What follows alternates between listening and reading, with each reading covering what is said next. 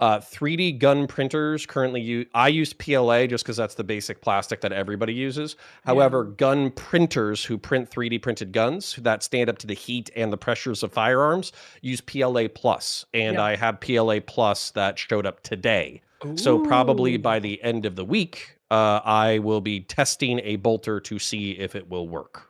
Have you tried 3D printing the thing? Just real quick, are you going to stream that? Can we all watch to see if it works or not? So my actual game plan, unironically, is I am going to record it, obviously, some of the testing footage, etc. Then I'm having somebody who does cosplay 3D printing. I'm having them 3D print a 𝕾𝖍𝖎𝖙 helmet that I'm going to fit to my head. I am going to get 3D printed armor and the 𝕾𝖍𝖎𝖙 helmet. I'm going to do a gelatin orc torso, or I'm just going to get a pig carcass and spray paint it green. My wife doesn't like that idea, but you know, it is what it is. And then we're going to have a range day with the bolter. I'm going to turn that into a 20-minute video, release that, and then I'm going to try to use that to get funding to do additional projects, like a bolt pistol or a handheld electric chainsaw. That's coming next, right?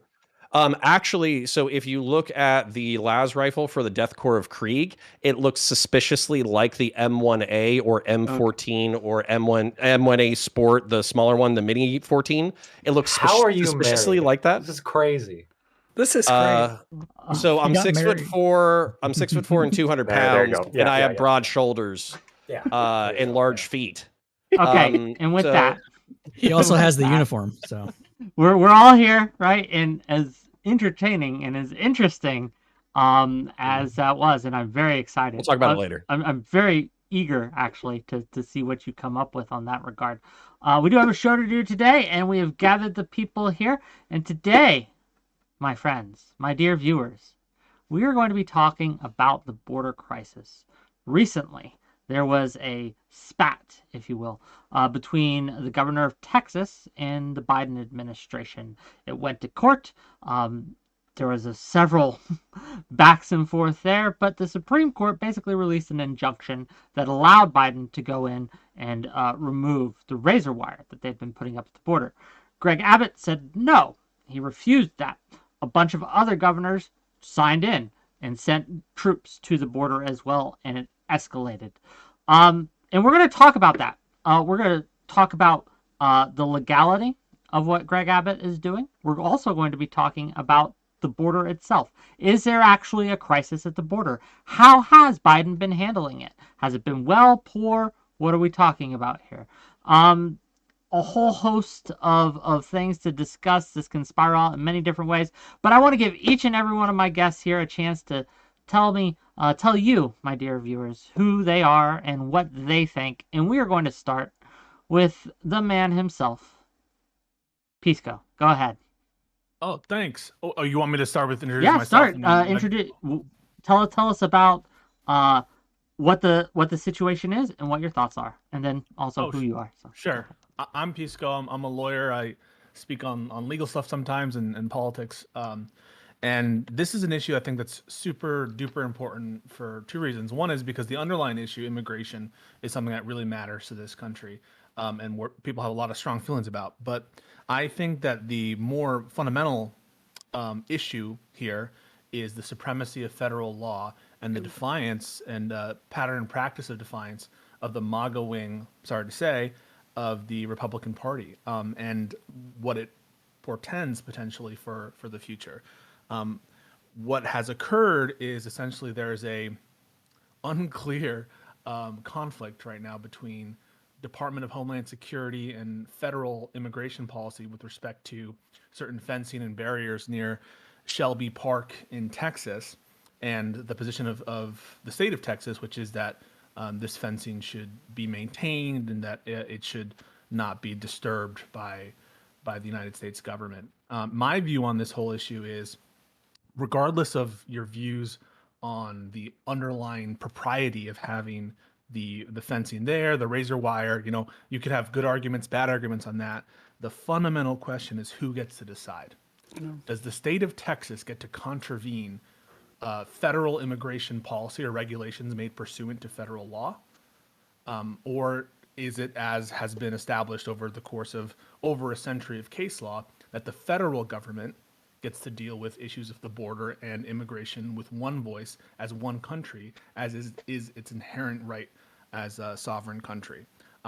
We all understand that there can be passionate views about the underlying immigration policies, but I think ultimately, if you don't agree that the federal government should be in charge of immigration or border enforcement, then I think you're inviting chaos and problems in the future, not just with immigration, but with other potential preemption or federal disputes with state law. And so I welcome the discussion, and I think it's important, but I would prefer us to focus on the federal state conflict as opposed to the underlying immigration issues, at least for the start of it. Certainly. Speaking of underlying conflicts and chaos, 𝕾𝖍𝖙, what are your thoughts? Let's go. Hi, I'm 𝕾𝖍𝖙. I'm also a lawyer. You can find me on 𝕾𝖍𝖙 everywhere. Essentially, you're going to find some points of agreement here that I have with 𝕵𝖎𝖎𝖙, but also I think the whole framing is a little bit off. It's true that the rhetoric that Abbott's using is a little bit concerning. Essentially, here's what it comes down to. The Supreme Court has spoken.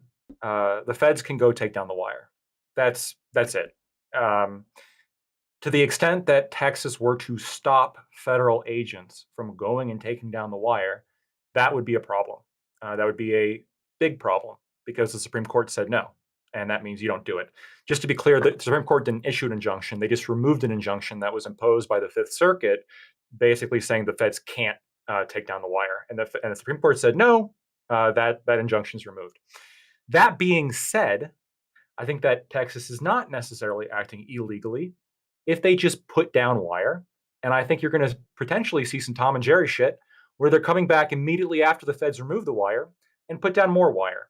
And I don't think that's illegal, and it's definitely not clear whether or not it's illegal. So right now, I think Texas is justified in doing so.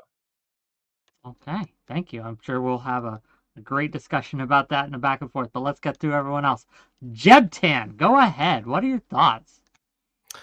Yeah, so my thoughts are, I'm not a lawyer. And like most non-lawyers, I can confidently say on this subject, who I've talked to about it, the legality is not the question on almost anybody's mind about the border. It's what Biden should be doing as the leader of the country right now.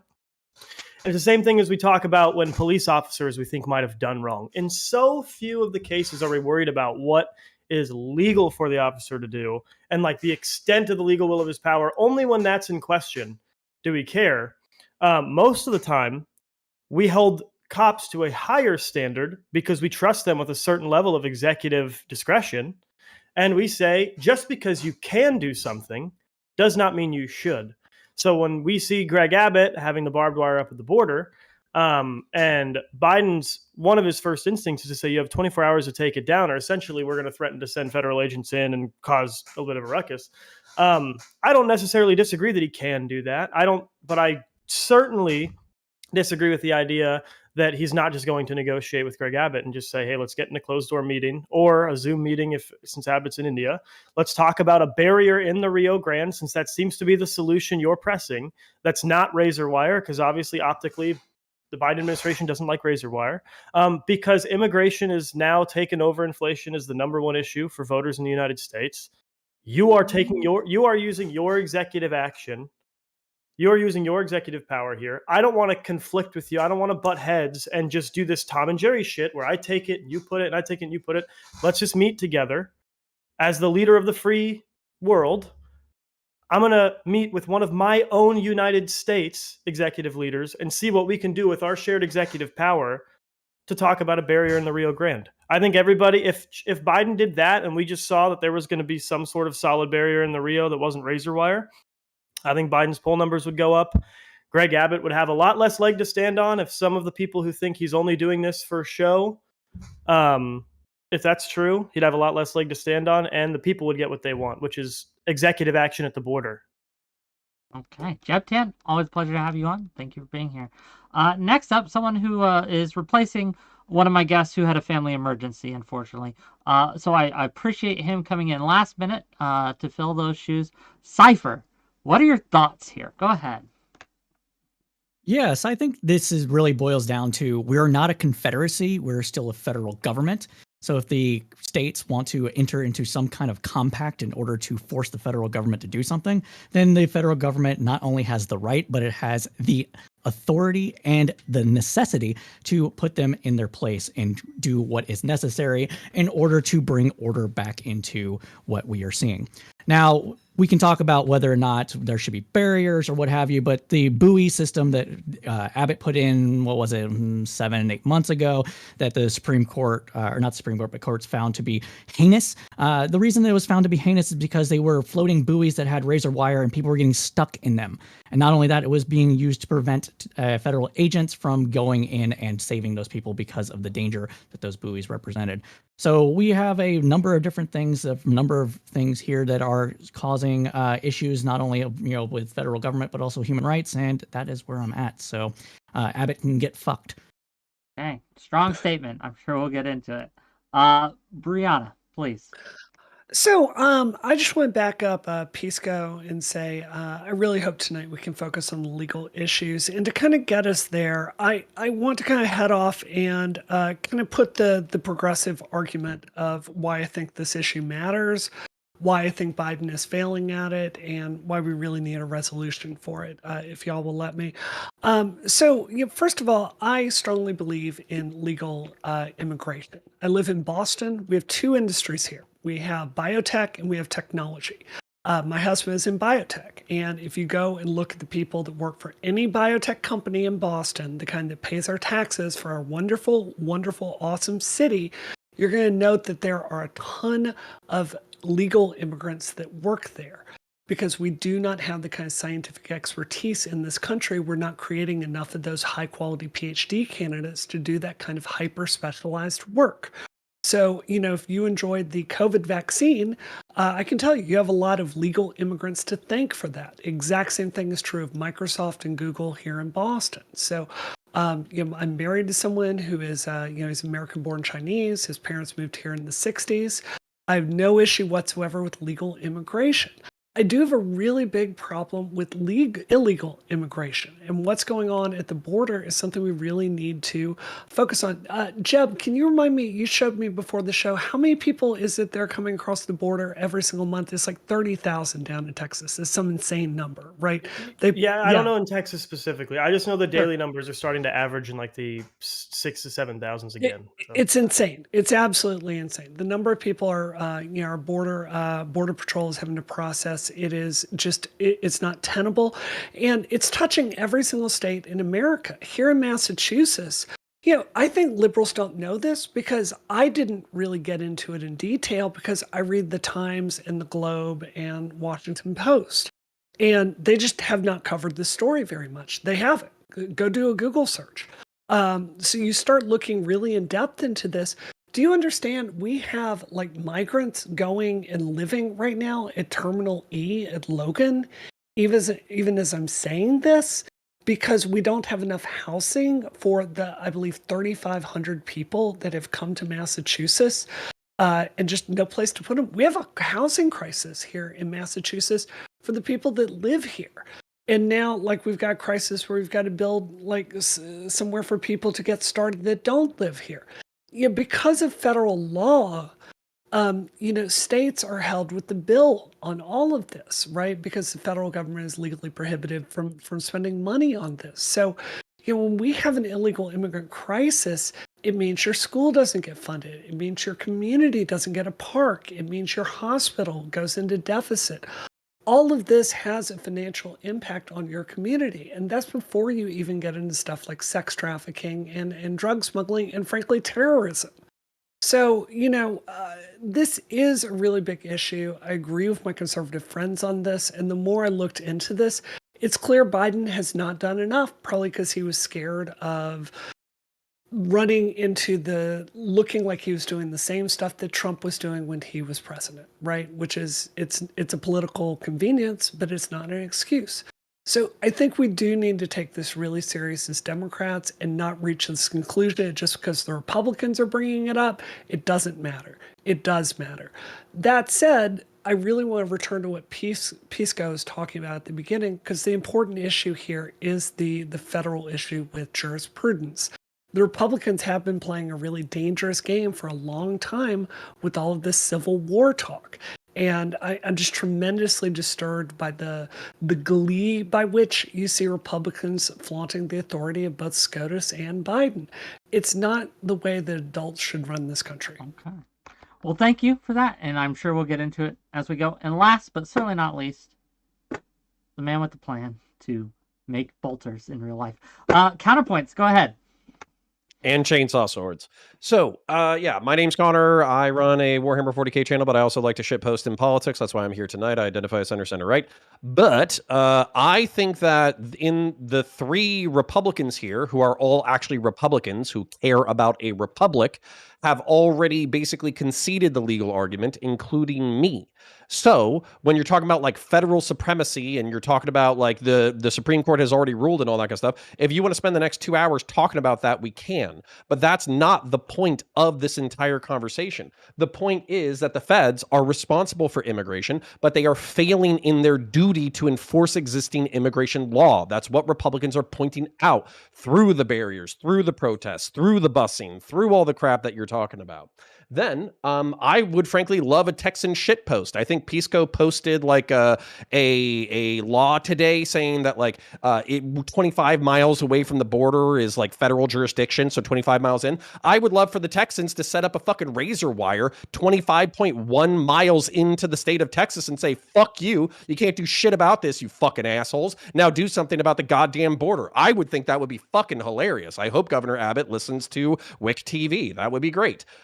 So if you want to talk about legalism, that's totally fine. I'll follow you down the rabbit hole, but we all know what we're really here to talk about, which is benign and maligned neglect of our immigration system. So if you want to make the arguments that 1% of our country, because I think the average immigration is between 2 and 3 million people through the southern border every single year.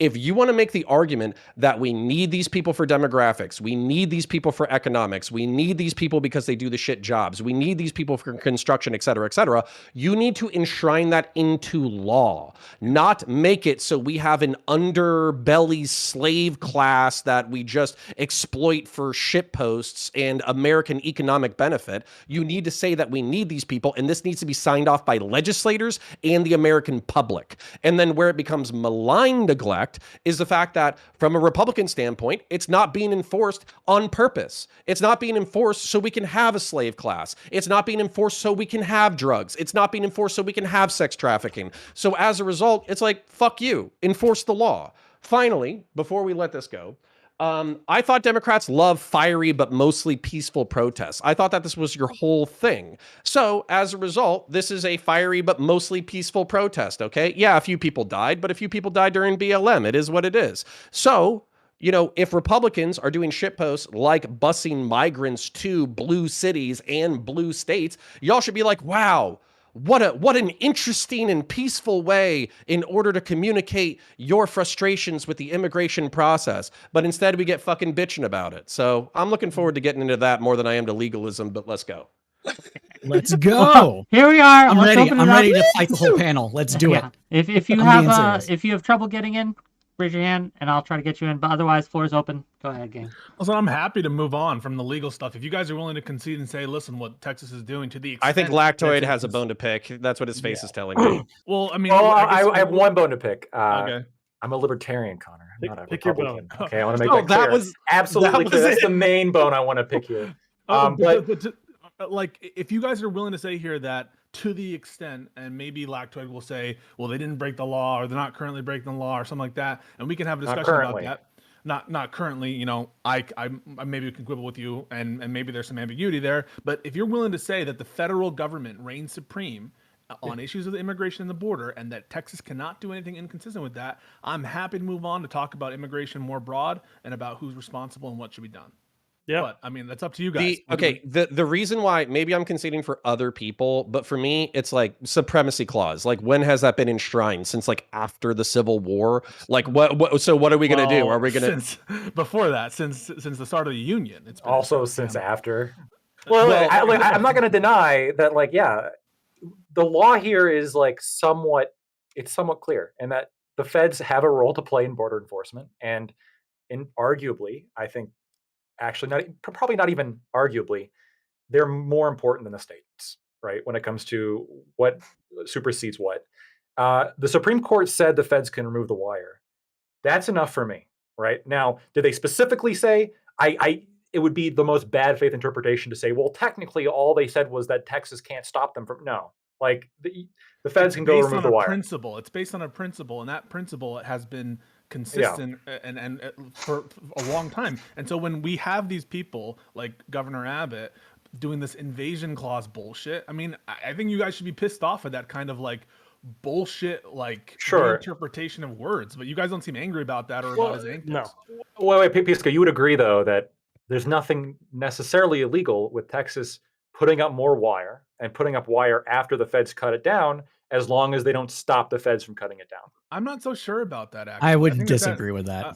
I'm not so sure about that. I mean, like, suppose, for example, that California was like bulldozing through parts of wall, and then the feds had to come up and build it back up. Would you say, like, absent an explicit order from a court, that wasn't illegal in the first instance? So I'm not willing to concede that, you know, active efforts to obstruct federal action on the border isn't illegal. And it seems like at least it's been somewhat established that prior to the ruling, the stopping of federal access to areas of Shelby Park, that was at least illegal from the Supreme Court's perspective, or at least it's very likely to be ruled illegal. Yeah, but isn't the counter argument from the states being like, well, we're helping the feds by giving them barriers and by doing this and by doing that and patrolling the areas and all that kind of stuff? Well, can we pretend to be retarded for prolonged periods? Can we pretend that we didn't get the emails or the updates or the memos or whatever? Because I mean, like, honestly, like, I'm down for the Looney Tunes ass shit that fucking that everybody was suggesting. Like who's gonna run out of energy first, Texas or the federal government? Okay, put aside for a second the fact that it's on the who decides question. We all seem to be agreeing the federal government decides, and just imagine that, like, the state, you know, officials get to be like, I'm helping. Let's take the argument from the feds at face value. That is, when these people have crossed the river, they're in America. They're already in America when they've crossed, like, halfway through at that point, right? The river, right? So when they're on those banks, there's no authority for the Department of Homeland Security to just, like, throw these people back or to put them in a U-Haul and take them across the border. There are procedures that they are required to follow, either expedited removal procedures or full-on removal procedures. They don't just get to summarily throw them across the border. And so, sure, but Texas, we already know, because of California, Texas doesn't have to abide by any of those. They can completely reject interaction with almost all of those. What do you? Hang on a second. That's not. He's inverting the sanctuary city argument. Yeah, and we're not even talking about that right now. State actors, like the sanctuary cities, it's preventing and keeping state sovereignty and having control over their officials. What we're talking about here is the state of the DHS wants to go and apprehend these people, or at least funnel them into places where they can get processed for removal and expedited removal, or to assess asylum claims. That's the law, right? Yeah. They have to do that by law. One of the reasons why Biden is pushing for additional authority is to summarily push them, which he doesn't have the authority to do right now. And so at that point, like, it makes total sense all the sense in the world that in order to effectuate the removal proceedings, they have to have access to these people. They have to have access to almost like we need a $21 billion physical barrier between us and the state of Mexico. No, almost like we need a $21 billion physical barrier. The vast majority of people coming through the border are not coming through in illegal points of entry. They're coming through legal points of entry. So that's one. Two, if you want to talk about forcing the laws on the books, then whatever your guys are complaining about the fact that we have to give them asylum proceedings, we have to give them refugee hearings, we have to give them expedited hearings, all that stuff right now is the law. International law, that the treaties that the United States had. Can I ask a question about your first point? Are you saying the vast majority of illegal immigrants are coming through legal ports of entry illegitimately? Correct. Yes. Okay. The vast majority of people that are illegally within the United States have overstayed a visa of some sort. That's a different statement. Hold on. So would you agree that by instead of securing the border, opening a vast new number of legal ports of entry, Biden has actively contributed to the border crisis? No. When it comes to the asylum seeking process under international law that the United States is a party to, as soon as the person steps foot on the United States soil, regardless of where that is, they become a legal asylee that has to go through the proceedings of what that gets adjudicated. So Border every encounters fell single person. dramatically. Border encounters fell dramatically after they instituted those policies. And before you're like, well, they're just letting them in. At the very least, if you're doing it through the method that the Biden administration is doing it from, you are capturing a significant more amount of quantity than you would if they were just coming through the border. That these legal ports of entry actually reduced immigration, because those numbers have gone right back up. I didn't say we didn't say that. In terms of encounters, in terms of encounters at the border, the encounters have risen back up. They're back.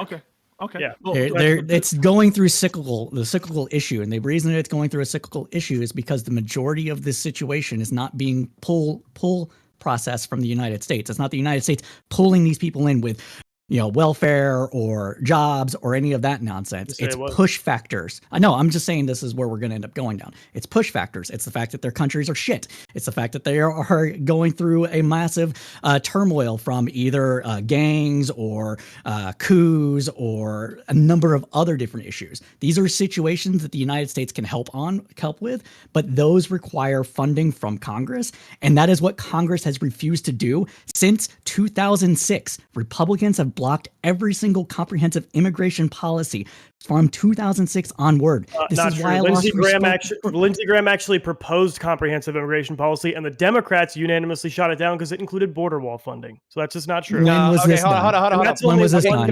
Can I be conspiracy brained on this? Go ahead, be conspiracy brained. Yeah. Conspiracy brained on this is that neither one of the fucking people want to actually solve this fucking issue. I'm going to use my conspiracy brained globalist, global homo, uniparty, like conspiracy theory rhetoric here. Okay, listen.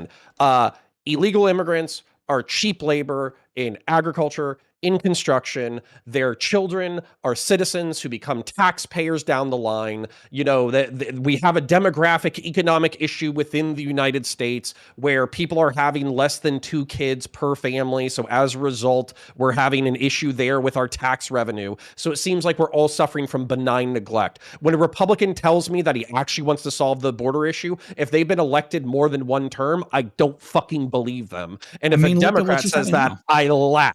What's that? Look at what's happening now. Republicans are balking at the fact that Biden is asking for authority in order to expedite removal. Yeah, they want to, and they're saying fuck off. So they can get Trump elected. They want Well, hold on. They want limitations on the authority. If you're watching these negotiations right now, they're expected to present a plan later this week. Yeah, I don't believe them. What the Republicans wanted was limitations on the number of times the president could use that power by year. And they're getting that because this is a legitimate form of protest that has added leverage to the Republican side and gotten voters what they want, which is immigration policy. To your question, I disagree that Lindsey Graham pushed a version of this bill during the Trump era, but as recently as February 14th, 2023, he introduced a bill that would create asylum programs in Central and South America, modify U.S. law to allow families to be held together safely longer, appoint 500 new immigration judges and requisite support staff, and treat unaccompanied minors from Central America the same as minors from Canada and Mexico, allowing them to return them all to their country of origin. And it got slammed unanimously. And that bill got slammed because they put the border wall first. So that came first before anything else. Show me who you are, and I will show me who your friends are, and I'll show you who you are. So show me what you've done in the past. Jump in. I barely talked. Let's give it to Wu for a minute. So, I don't want us to get into a right versus left screaming match on this. Can we just really get real on this? Connor is dead on. Both parties have really, really good incentives to look the other way on this. My Republican friends, I love you guys, but your language on this stuff is so deranged sometimes. It makes it really hard to get buy-in because you do talk about this stuff in the most racist, dehumanizing ways imaginable. That it makes it really hard to come together, even when it's really important on a bill like this with you. And from my own side, look, our numbers with Latinos suck. They are understandably really angry at us because we have failed to pass the Dreamer Act time and time again. We've been holding in front of them like it's this shiny object. We're finally going to have a pathway to citizenship, and we just keep failing to deliver. And obviously Biden is afraid of these same images coming forward if he gets really, really tough on the border that we saw over and over with Trump. There is a constituency in the Democratic Party that has been yelling every time Biden has taken these small actions on the border. So as far as I'm concerned, there's plenty of blame to go all the way around. Pisco, I have a question I want to ask you really directly. Help me understand this. So Michelle Wu in Boston got in a lot of trouble nationwide for having a clip about talking about like how everyone has a right to come here and claim asylum. You know, everyone can do this. And as I understand it, that is international law. That's really hard for me to reconcile when I read stories in the New York Times about people crossing a river 3 times in the same day, getting medical treatment, going back and doing it again, and coming here and just going asylum, asylum, asylum, asylum. I mean, is that really the situation? Am I understanding that correctly? Yeah, there's international treaties that require, or that America signed on to, which make a lot of sense.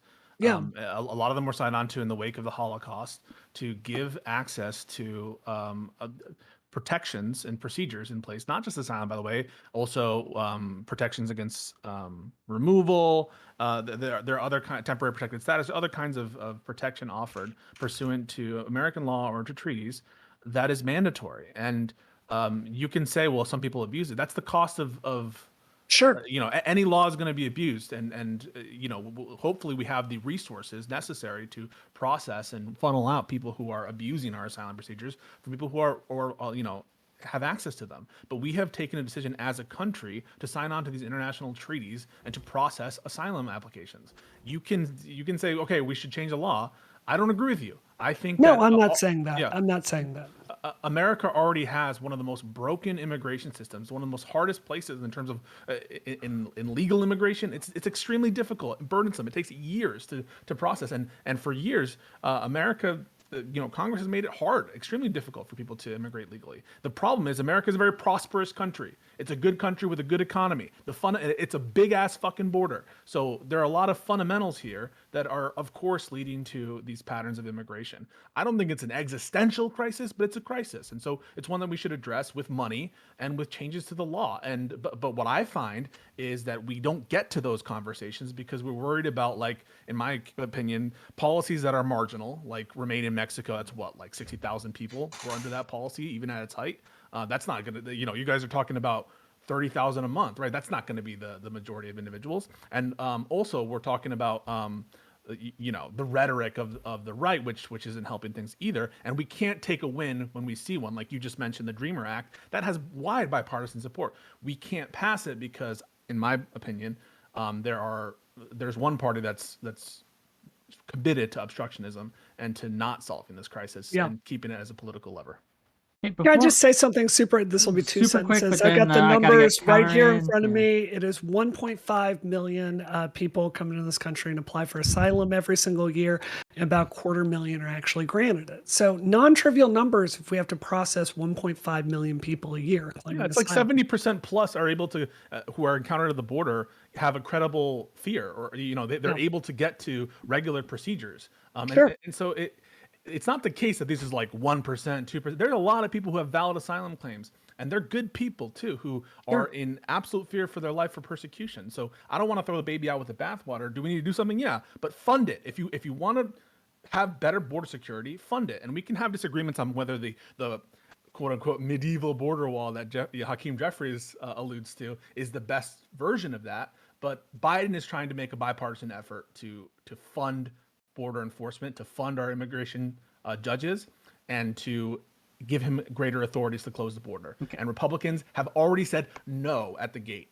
I am going to toss it to Counter, but before I do that, I do want to pose a question, right, to the group. Counter can be first to answer, and then can go off whatever he has to say.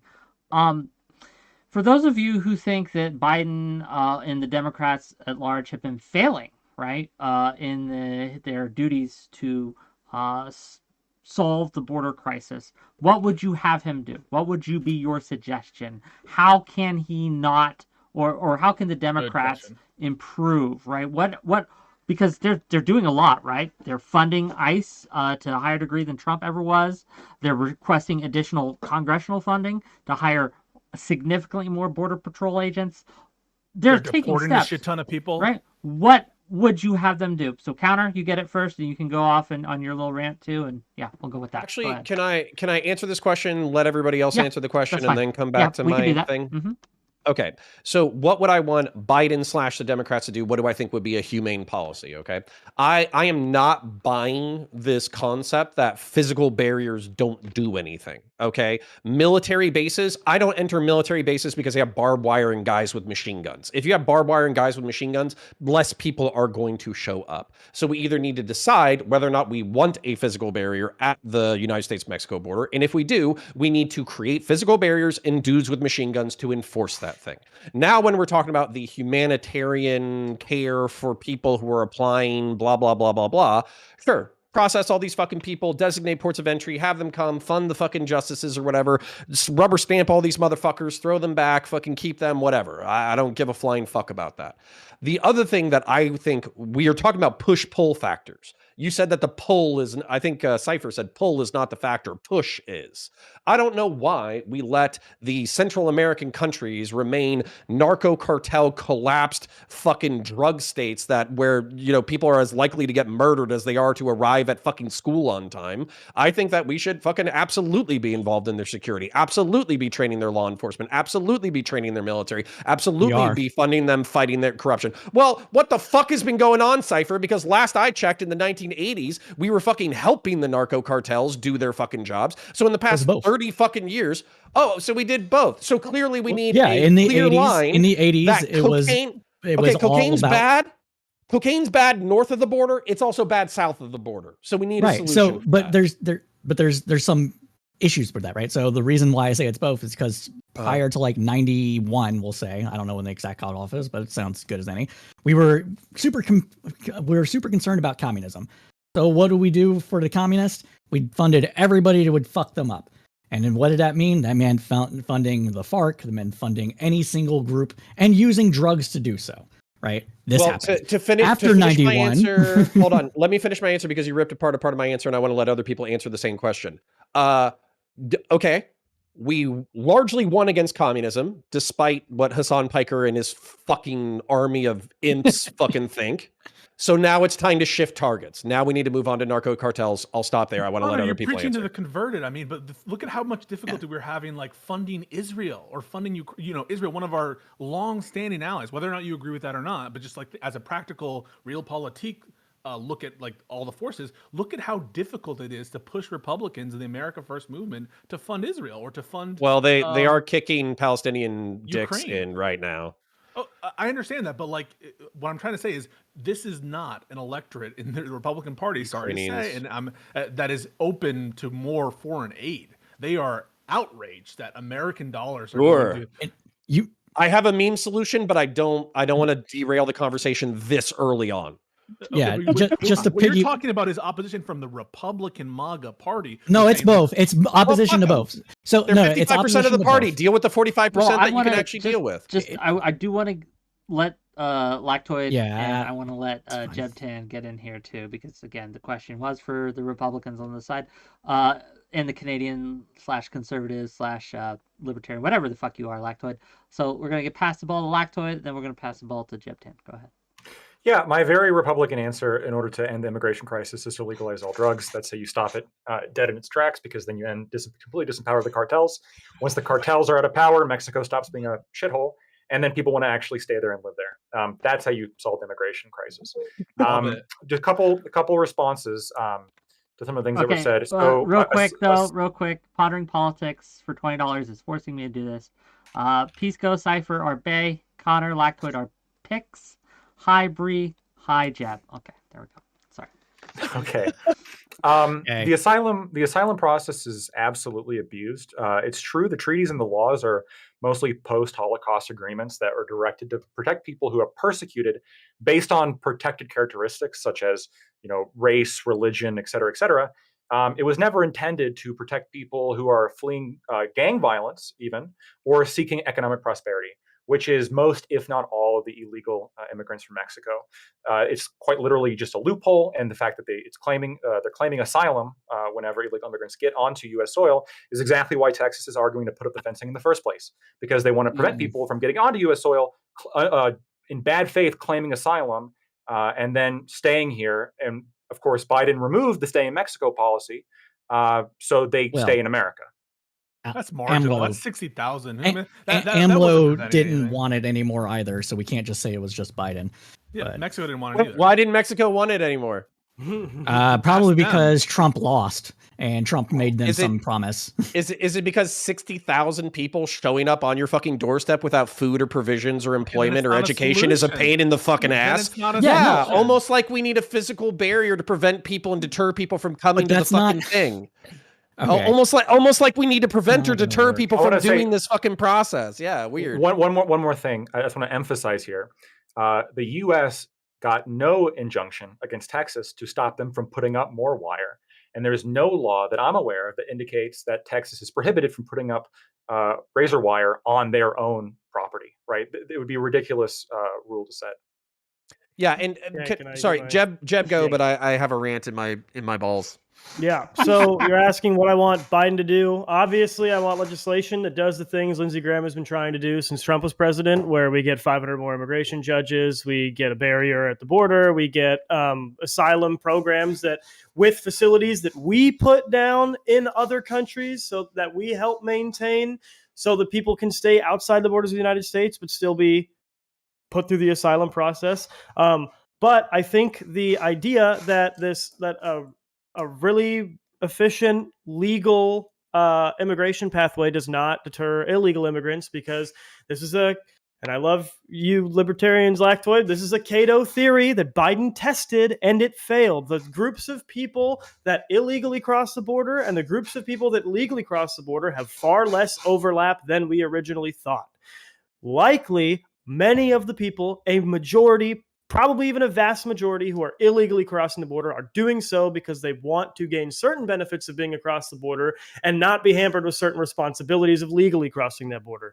So what I want to do to improve border security has to do with border security. It doesn't have to do with better immigration program. It doesn't have to do with deportations, because that is dealing with the consequences of bad border security. I want a barrier. It doesn't need to be a big medieval wall like Trump. I'm actually partial to the best parts of our original barrier. With like alligators and stuff?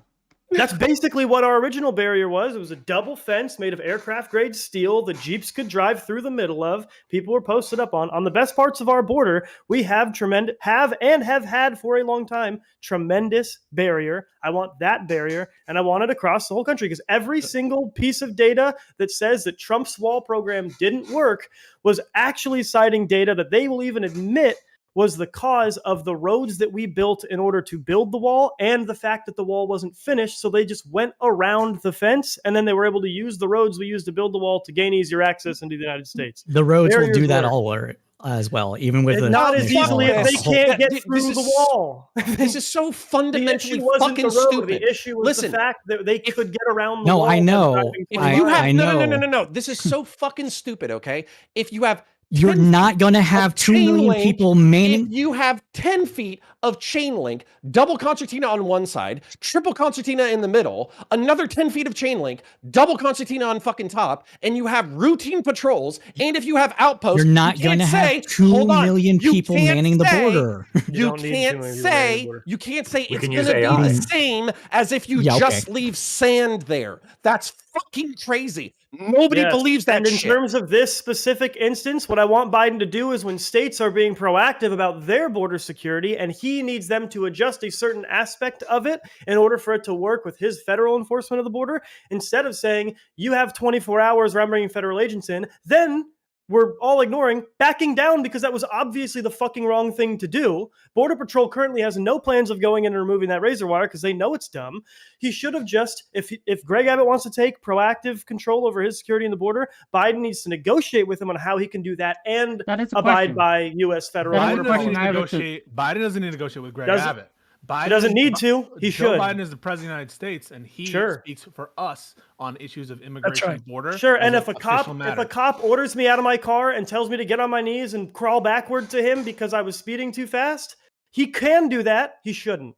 Okay, yeah. But, so what I want to understand is what's the problem with the rationale the Department of Homeland Security provided, which is that this particular areas in which this razor wire was placed was hampering their ability to apprehend and to process illegal immigrants. Because I it's say a Joe lie. It's a Biden. perverse Hold on. incentive. And Have you we seen know the it's videos? perverse, and you Oh, know yeah. it's a perverse incentive. I've All seen right, one at a videos. time. One at a time. I Give it have to an Pisco. answer to the Stop. question. Stop. Okay, Give go it to Pisco. Then we'll give it to Lactoid because Lactoid has some counterfactuals There are here. misleading videos of them of people saying, well, because they're letting them through the barrier, therefore they're releasing them into the world. They're directing them towards processing centers where they're processing their claims. If you you disagree with that, Lactoid? I do disagree. So the courts that heard the evidence, right now, I don't disagree with you. Supreme Court ruled the injunction is gone. Not fighting with you there.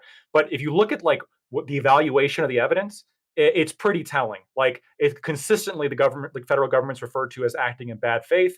When the videos show them literally like just lifting up the wire, waving people in, and then not accompanying them to immigration processing centers, they're literally like walking in unattended. There's Sure, and the evidence courts on the record. found that. The There's courts evidence found on that. the record. There's evidence on. Well, first of all, the district courts in this country, in the Fifth Circuit as well, especially as you know, they are rubber stamps for conservatives, giving incredibly. Oh, but the Colorado District Court. Hang Okay. on a second. Just to be clear, just to be 1,000% clear, the immigration rulings coming out of the Fifth Circuit are ridiculous, and the findings there are also ridiculous. If you look in the record, there, it wasn't just Border Patrol being like, "Hey, come into the country." They had different agents stationed at various points to direct people to processing centers. You could disagree with that. You can say Where they're did we all learn lying. legislative You can say they're progressive all lying, but interpretation? we know. Where did we hang learn on a that? second. We know that these people are in America. What do you want them to do? So not only so you can disagree with the district court. That's fine. You can even disagree with the fifth. Right? Yeah, sure. They've been all reversed good. a shit ton on, Sure. especially immigration stuff. Sure, I know the Colorado district was right, and they're fine on their evaluation of the facts. But for some reason, Texas see. district, it's terrible. That was on immigration. California. I'm all just the telling you a time. fact that the Fifth Circuit has been reversed a shit ton specific on immigration stuff. Sure. I'm just saying that like the evaluation of the facts appears to be accurate to reality, accurate to the facts that were presented in front of them, accurate to the facts that I've seen, and also accurate to just common fucking sense. Like if you keep wire that prevents people from coming in, like the argument is, well, we have to lift up the wire and wave them in so we can Lactoid, accurately there's a patrol fundamental the area. misunderstanding here. There's a fundamental misunderstanding. On the other side of the wire, are they in America or not? I don't know in every single case. They're in. We you should know. decide. Wait. You should know. We decide. We decide the international border. You want to give Mexico more land? Sure, give them 10 extra fucking feet if it means we don't have to process 10 million goddamn people a fucking year. Sure. Then why couldn't? Hold on. So One your at a argument time. falls One apart. at a time. Cuban Hold on. Okay, fellas, This is calm Cuban dry yourselves. foot policy by another name. Okay, Let's- the let's- Border Patrol does not have the. I thought it was going to be authority easy change the tonight, but I guess international- not. Let's give it to Here. Pisco. Let Pisco finish his sentence. let me respond to his Here's question. the point. I'm not even going to bother going back and forth. Here's the point. The Border Patrol does not have the authority to change the international borders of the United States. They also don't have the authority to just throw these people back across the border. There are specific expedited removal procedures and removal procedures that they have to follow. So when these people are in America, when you're saying they just open the gates and let them, or they open the wire and let them in, they're already here. They're in America. They're Hold on. No. America. Fuck this. This is so Let me fucking respond to stupid. I this. have to respond to this About shit. Yeah, but he asked me what my response was to it originally. That's how Sure, the whole but conversation this is started. fucking stupid. Was he said, he asked me, he says, what do you think about the fact that they're already in America? What do you think about the fact that it was stopping Homeland Security from getting in? What I'm saying is I expect a leader of the free world to be able to get into a room and say, what I need you to do is move the barbed wire forward 10 feet so it's actually on the international border. And I, as the executive with power to grant you access to the federal border, I'm going to assist you in doing that instead of saying I'm going to call federal agents to come in and then also You can't not because call it's the federal fucking agents to water. come in. Okay, let me Yeah, hold clarify. on. No, And because there's I have to treaties in the I have to respond to this waterways. shit. This shit is Well, so no, fucking stupid. I said something. I said something that I want to clarify real quick. So I don't know if just in start every saying single slurs. case, if there's land on the other side of the wire that's part of Mexico. I'm sure that in a lot of the border, especially along the Rio Grande, you're gonna have fucking land that's U.S. that the wire is not fully covering. I don't disagree with that. Right? That very well may be the case. Good. What I don't agree with though is that this is the case for every single instance. Never said it was, but in this sure, instance we're talking about. This does not apply whatsoever to the buoys that were located within the river, right? That's buoys obviously were were Yeah. the buoys were taken to international court by Mexico because of the international treaty we have for Rio Grande to not obstruct waterways. Now you can say that that's bullshit because it wasn't obstructing the water, but that's what happened. Sure, whatever. This Maybe, is fucking it's retarded. bullshit because it obviously wasn't obstructing the water. But then, so I think the most important point here, though, is that when the courts found, and the evidence seemed to demonstrate, now maybe the district courts is absolutely bad faith, that they didn't bring people to immigration processing centers after they let them in. They lifted up the wire, basically waved in large groups of people, and then they wandered in and were left mostly unsupervised while they walked roughly a mile into the interior of the United States.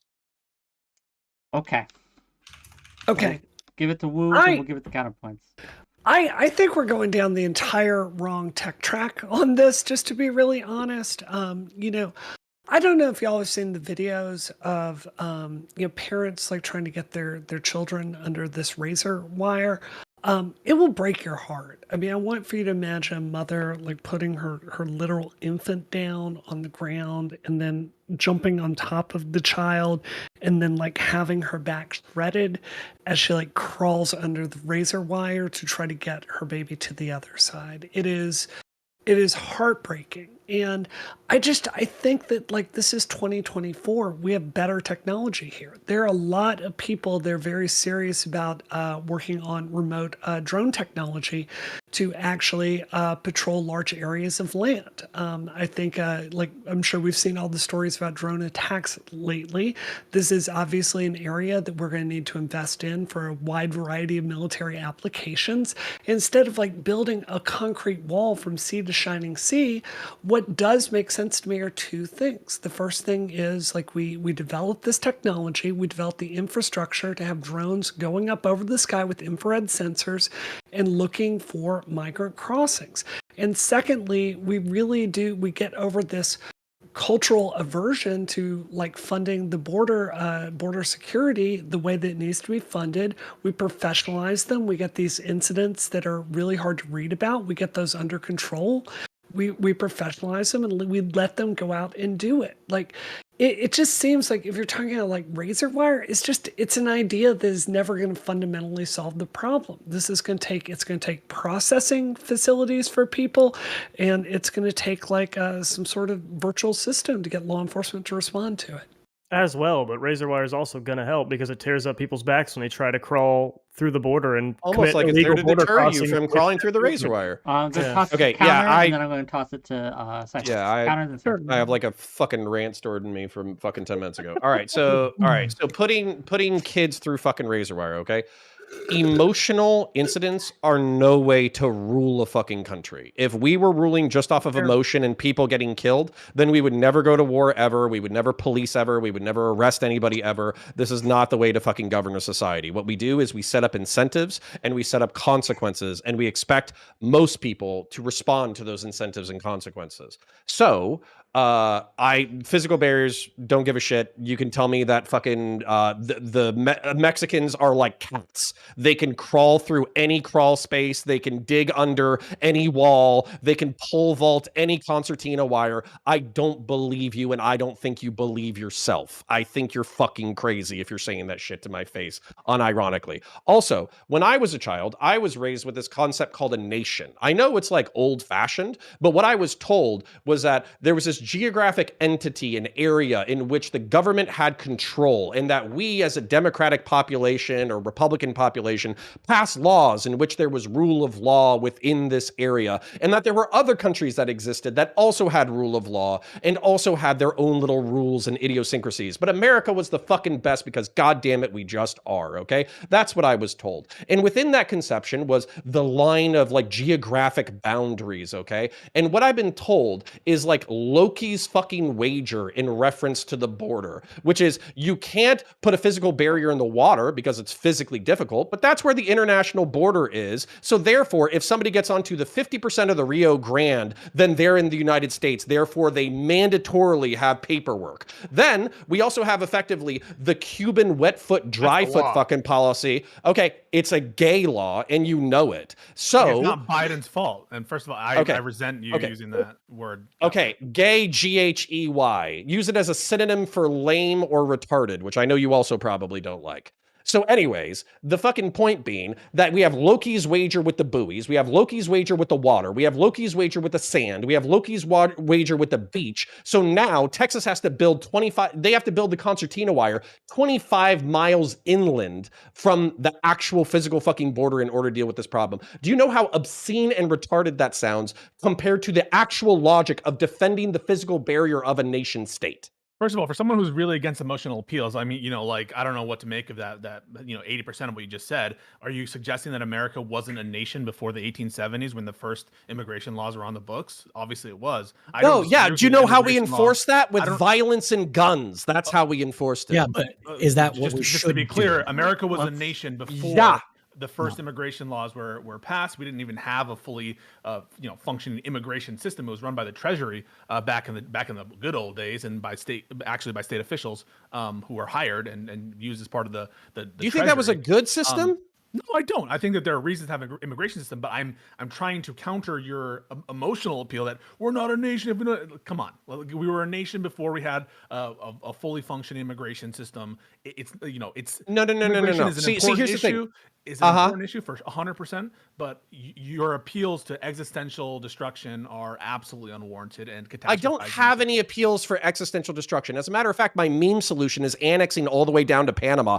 Bring all the fucking Browns in. Make them all American citizens. See if I give a shit. I fucking love Mexicans. I love Mexican food. Why don't we sell Texas back to Mexico? I'm curious. So if you're okay with giving everyone American citizenship and expanding the American empire and including these people, I'm assuming giving them voting rights and expanding the number of states, then I don't know. Yeah, and then we also go to war with the cartels, and we also incorporate their economies into our economies, and we get access to their natural resources. We start trading. They can move up. We can move down. All that kind of shit. Yeah, I'm just saying, your image of old, prairie home companion. Because I think I'm the only person, an expansionist state that I don't know, it swallows up everything near it. Yes, yeah. I am literally in favor of the greater United States of the Americas.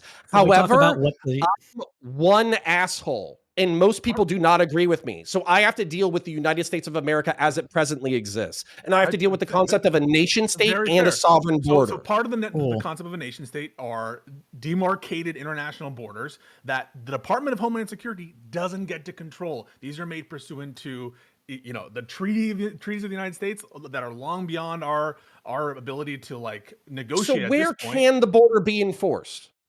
It can be enforced. It can be enforced 100%. By physically taking in the world's poor and processing them through an administrative system every single fucking time. What we're talking about is the absolute mischaracterization of Biden administration policy, where you see those images of people opening the fence and they're letting people into America. They were in America, and Department of Homeland Security does not have the legal authority to just I don't know, screw with the law or screw with the international. So you're telling me this is basically what you're telling me. This is my takeaway, which is why I'm so frustrated by it.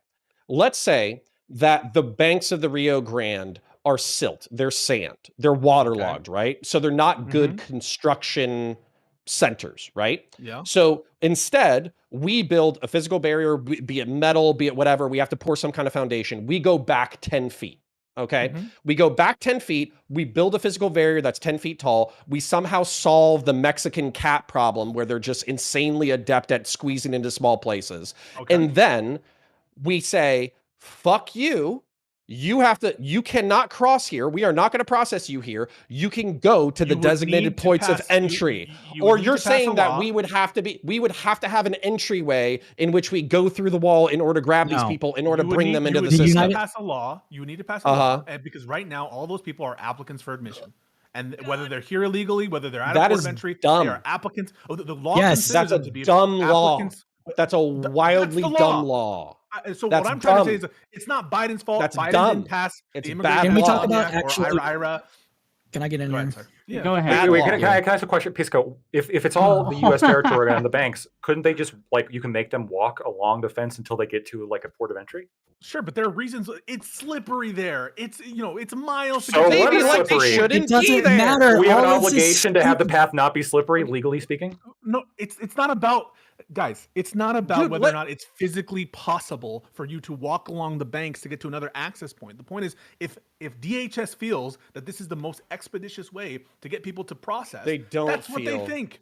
Okay, then You, okay, no, then It doesn't you're matter. still- You're Hold on. you're It still doesn't in matter. in Hold a on. We're position that doesn't circling. We're exist. circling. Gang. Let's give it to Cypher. Cypher says he has a realistic solution. Let's see if Cypher can Well, it's- solve the border crisis. Alligator. Go ahead, No one solve can it. solve the border crisis because nobody wants to. I'll be But right that's not the point. The point is that we're talking about solutions that I don't think are realistic. So Connor wants to do, 200,000 miles of fucking border. I don't know what the border size is. I don't give a shit. Point is 21 that he wants to billion. do. Yeah, sure. So it wants to do that, right? So how are we manning that? How many people would it require to man that? Even with the concertina wire. That's where you can leverage the technology. We're because- not Even looking with for the a technology, perfect- how many people Cypher, are needed Cypher, to man that? you know, and I know that every Republican and fucking libertarian here is not looking for a perfect solution. I We're know. looking I want for to a know. I want deterrent. to know how much of a deterrent is worth the cost. Okay, so how many miles is it? Let's find out. How No, long I is just the want to know. US-Mexico border? Assume that we can build the fucking wall, and it's not an Sure. ecological disaster. And I know you don't give a shit about that How anyways. long is the US-Mexico? 3,145 kilometers. 3,000 what kilometers? Talk to me in 1,954 miles. It's a hell of a border. 1,500. God damn, that's fucking big as fuck. Yes, we have a huge border, and half of that border is bisected by mountains and rivers and all sorts of other stuff that are under international law. So you're not going to Well, get great. the full, So we only have so we have Listen. 800 miles to build. You're not. It's not 800. It's like 12 or something. It's something ridiculous. Point is that we build those borders where they can be built, right? That's what the United States has been doing since '96. Yep. How many people are you going to hire to man the border in order to make it deterrent enough to stop those push factors from actually pushing people to just take stuff with them, go through legal points of entry, come by plane, come by boat, have stuff with them to cut through the 3,600. concertina wire? 3,600 3,600. people. That's it? You think Yep. that's the Yep. only amount of people we need? That's Where do you all get I that need number to. That's all I need to patrol the physical border. It's one person for every mile, and it's 3 shifts. So you're going to have a 3,600 manned military response. To Sure, the let's border. say it's 36,000. We just got We more than that employ into the more IRS. people at Busey's in the United Yeah. States. And how What the much fuck is are that- you acting like how much does 3,600 that is a big cost? deal? How much I- does Way currently le- processing them the way that we do cost? 3,600. We keep a 500,000 person army. Yeah, do you think you it shitting costs me? You more? want it? Do you think it costs more to pay those wages or to literally house and feed How many is all of the CBP people who right cross now? it out? How many were they gonna hire for CBP? How much were they gonna Guys, increase them by? That doesn't 1,200? matter. Currently, the largest law enforcement organization, I believe, in the world. DHS has an incredible amount of employees. Listen, if you want to expand the number of Half of them agents- are Border admin? Patrol. Border Patrol itself is not though. Border Patrol itself is 21,370. So say that those Oh, so I'm 3,600 talking about Yeah, you're talking about 5% maybe increase. like 15%. But yeah, that's I'm talking about a 15% increase. 15% Okay, increase. you have to pay for And it. you- So We'll never I'm- financially Oh recover from no! I that. have to pay for border I'm security. hopeful- The one yeah, thing a state is supposed to do. I know that Joe Biden can count on your support for giving additional procedures and powers for the president to close the border and actually push people back out without giving them asylum procedures, because that's what he's Yeah. asking for, by the way. He's Yeah, asking Hold for on, that. hold on. And- No. I have to illustrate how How dumb. How dumb. I caught myself. I caught the R slur. How Thank you, dumb what Pisco. is? I have to point out how dumb the fucking ACLU fucking thinks Americans are, where they're talking about like processing border shit, and they're like, soldiers don't belong on borders. That was like a fucking tweet that they put out. It doesn't It's like, matter. Borders are the one place that soldiers belong. No, I'm Are you saying fucking that. shitting me? I'm saying the ACLU saying that stuff doesn't matter. We're talking You're amongst us. telling And me I'm the asking same you thing. for a You're realistic saying that we can't solution. afford 3,600. Don't have We a- can't don't afford have a it. stroke on my It's tongue. too expensive. Let me finish my point. Think of let me the finish my money, Connor. Think I of it. think It is too That expensive. the amount of deterrence versus the amount of the cost isn't going to actually get us to the point where you want it. I think that Okay, it is hold a on. losing gambit because Listen. of how crappy Central and South America are and how prosperous the United States It is. will almost certainly I'm gonna reduce the take- cost enough to be worth it. We're going to spend $451 billion to care for migrants that enter the U.S. illegally this Okay. year. 400. I'm The gonna reason take- that we're paying, hold on, the reason that we are Mm. paying that much money right now is because of U.S. law that can easily be changed to make it where the states don't have to shoulder that burden. That That's is what the we're actual saying. solution. Just run it on the national deficit. That's your No, solution. we don't need to write on the national deficit. We just need to give them the ability to get We jobs, can't and then afford- they can do that. What do you mean? Then Give they them won't the have to be ability? We can't afford the supported. Hey, 3,600 hey, hold on, people hold we on. can I afford. got a great job disagree idea. with I that. got a great job idea that we can give them. Why don't, Uh-huh. right? We Create solve both of 400 these things by giving They them could the be the job to agents. patrol the border. I'm listening. That's what I was thinking that too. Oh my but I God. don't wanna- It's Second solved it. generation Hispanics The patrolling reason, the border. the, Yes. They- the they Bring it reason all why New together. York, droves. They speak we Spanish. need to talk about all this. The They reason speak why New Spanish. York, the reason why New York, Chicago, and other liberal states are having the issues that they're having with the amount of immigrants that are being busted in there, and good on Republicans. You made a masterful fucking move. Good on you. Yeah, The thank you. reason that they're having all these issues is because one, they have a pretty generous welfare state. Two, they're not legally allowed to let them work. The process to get a work permit for an asylum seeker or a person that is admitted to the United States otherwise is anywhere between 6 months and 14 months. Yup. Fair You're point. right. Anyone So who if practices it's in only a immigration knows month, how long it takes for us So to get. your solution is to give Yep. them another pull factor. my That's an interesting- solution, That's my an interesting solution tactic, is to Cotton. Let's see speed how it up the plays out. process in Yeah, man, general. welcome I on. don't care if they get. I don't care if You they know get jobs. I don't care if You they know get. what? I'm going to come to denied. your side. I don't care about any of that. I'm going to stuff. come to your guys' side. The Rio Grande banks are slippery. We need to build cement patios across the Rio Grande so people can walk in. We need to expedite them being able to get jobs. We need That's to not what I not have said, though. physical barriers Can I because give a- physical barriers don't prevent anybody from doing anything. Armed men don't prevent anybody from doing anything. As a matter of fact, we just need to Connor, make you this want whole these people to process be citizens easier. anyway. Connor, you want these people to be What? citizens anyway. You've said that you No want them- one agrees with me. Okay, I'm but dealing like, with you- the world don't start as it crying. is. Don't start crying and be like, "Oh my God, we have to take." I didn't- In your ideal world, you want all these people to be citizens. So I don't understand why you're In mapping a onto the. militarist what's wrong with them Starship working Troopers while they're Greater here? America. And Connor, Shut up, please, libertarian. Connor, please Wow, address instead of the us points I'm- paying for them to live, they can work and support Yeah, themselves. hold That's on, kind of I a have- fucking Yeah, we idea, have actually. more I have brown an slave answer. labor in the United States of America. It wouldn't I'm be a slave labor libertarian. if it had an EAD. No shit. Why would it be if you have an employment authorization document? Why would that be slave labor? They'd be subject to all the same protections that American workers have. Because Which we can remove those $7.25 protections is because still they slave shouldn't exist labor. anyway. Okay, then what you're saying is that the minimum wage should be raised. No. I'm saying the minimum wage should be abolished and unions should come back. Oh, wait, but you Fine. just said it's slave labor wages. But can don't I understand. have one? Unions Can I have one negotiate more wages point, and working please? conditions. One more Can I point, just quick, make and then one- we got to open it up to some of the other actors here. I know Connor, everyone's passionate about this. I'm enjoying this. Yeah, everyone's I'm passionate happy about to this. I let him love it, go. but yeah. Happy to let him go. Go The ahead. only Cypher. thing that I'm gonna, the only thing Sorry, I'm go gonna ahead. ask you, Connor, is to please address the points that I'm actually making and don't shadowbox the person that isn't here. I did not listen. say to give them jobs. I said that that is one possible solution. The others is to just expedite them to get them out of the country. Right now, we don't have the judges. We don't have the administrative staff. We haven't funded the quote unquote border any which way because of bullshit games run by Republicans and Democrats to a degree. Sure. Yeah. Thank you. Okay. So, yeah, if you want to, so if you said expedite the administration in order to process asylee applications faster, did I repeat that back properly? Yes. Okay. And a barrier. I think I that, personally would you- believe would that the you- barrier. Just real quick, Cypher, if that was on the table, right? You get all those things you just said, but also counterpoints gets his wall. I you take that personally deal? believe that the barrier. I'll go ahead and answer. I personally believe that the barrier is going to be counterproductive, and I also believe that it won't work, as well as the right wing does think it will work. But I'm willing to take that deal if it happens at the same time and nobody can fuck with it. So it has to have like an 80% fucking threshold of senators to vote it out. There can't be any games with this. And that is the part of the problem with this whole situation, is that the reason nobody trusts anybody to not just come in over the top if they get the next, wave or whatever, to come in and say, okay, we're going to remove all the stuff that we don't like. So from Republican side, that's all the legal immigration stuff, that's all the processing stuff, etc., and just leave the wall. And the same thing from the Democrat side.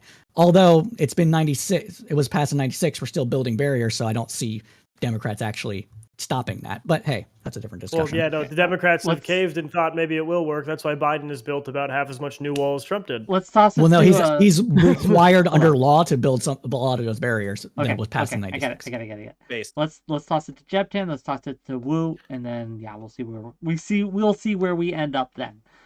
Go ahead. Don't worry, I still got plenty of passion for you. So I mean, there are solutions to these push and pull factor problems. Like, the issue is with the immigration system isn't that we don't want a pull factor for immigrants. The immigration system, in a lot of ways, in a lot of periods of time, depending on the one you're talking about, was designed to create pull factors for legal immigrants that want to do things the legal way and don't want to overtax the United States immigration system, and push factors for those who try even one fucking time to illegally cross the border. That's some of the things that we're hearing out of these negotiations are changing about the Democrat proposal.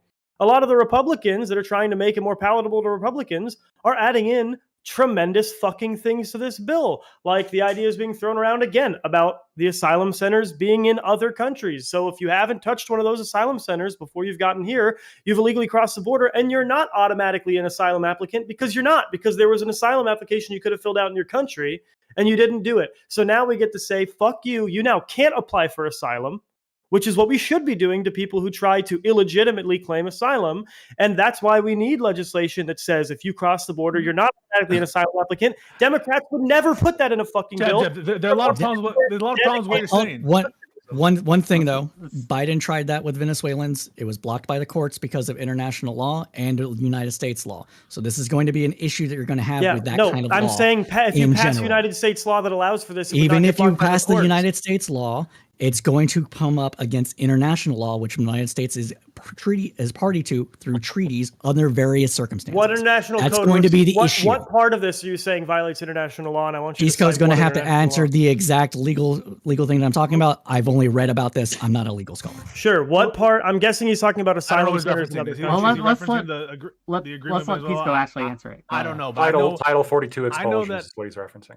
Oh, but that was voluntarily done by the administration because I'm not talking about Title 42. You're not? Okay. No, I am talking about Biden tried to have the Venezuelan thing specifically, where there was going to be 30 or 40,000 a year applications accepted at the U.S. consulate for Venezuelans specifically. That was an injunction was done by the courts, and then I think there was something where the courts said Are you talking about expelling the Venezuelan migrants to Colombia without a chance to seek asylum? That was in January 2022. I'm talking specifically about the asylum claim process that Biden was trying to get. Who cares? These are small potatoes. This was Title 42. These are small potatoes, and this is my fundamental problem with what 𝕬𝖎𝖙 is proposing, right? So, like, for years, the Congress and the federal government has tried to increase costs on people who overstay things or who do bad things in the process of of immigration. The 3 and 10 year bars on admissibility for overstaying legal status here, those were enacted under Bill Clinton, and those were supposed to be really, really like punishing things, right? If you overstay for over a year, you're barred from the country for 10 years if you leave. It doesn't work, right? This processing. It doesn't work when they're already in the country. We need to do it before they're in the country. We need to say that just by entering the country illegally, you get these pushbacks. We already have that as a law. The carrot is too good. You want to process 60,000 here, 30,000 That's there. That's fine, but it reduces the cost of dealing with these people later on because we say, hey, you're not allowed to seek asylum. You're gone. There's no cost to the United States anymore. For me, those are small potatoes, and what's more is it's not. You said 1/4 of people who apply for asylum get in. That's 3/4 of them we could just be turning away at the door because we already know they're not going to enter the country.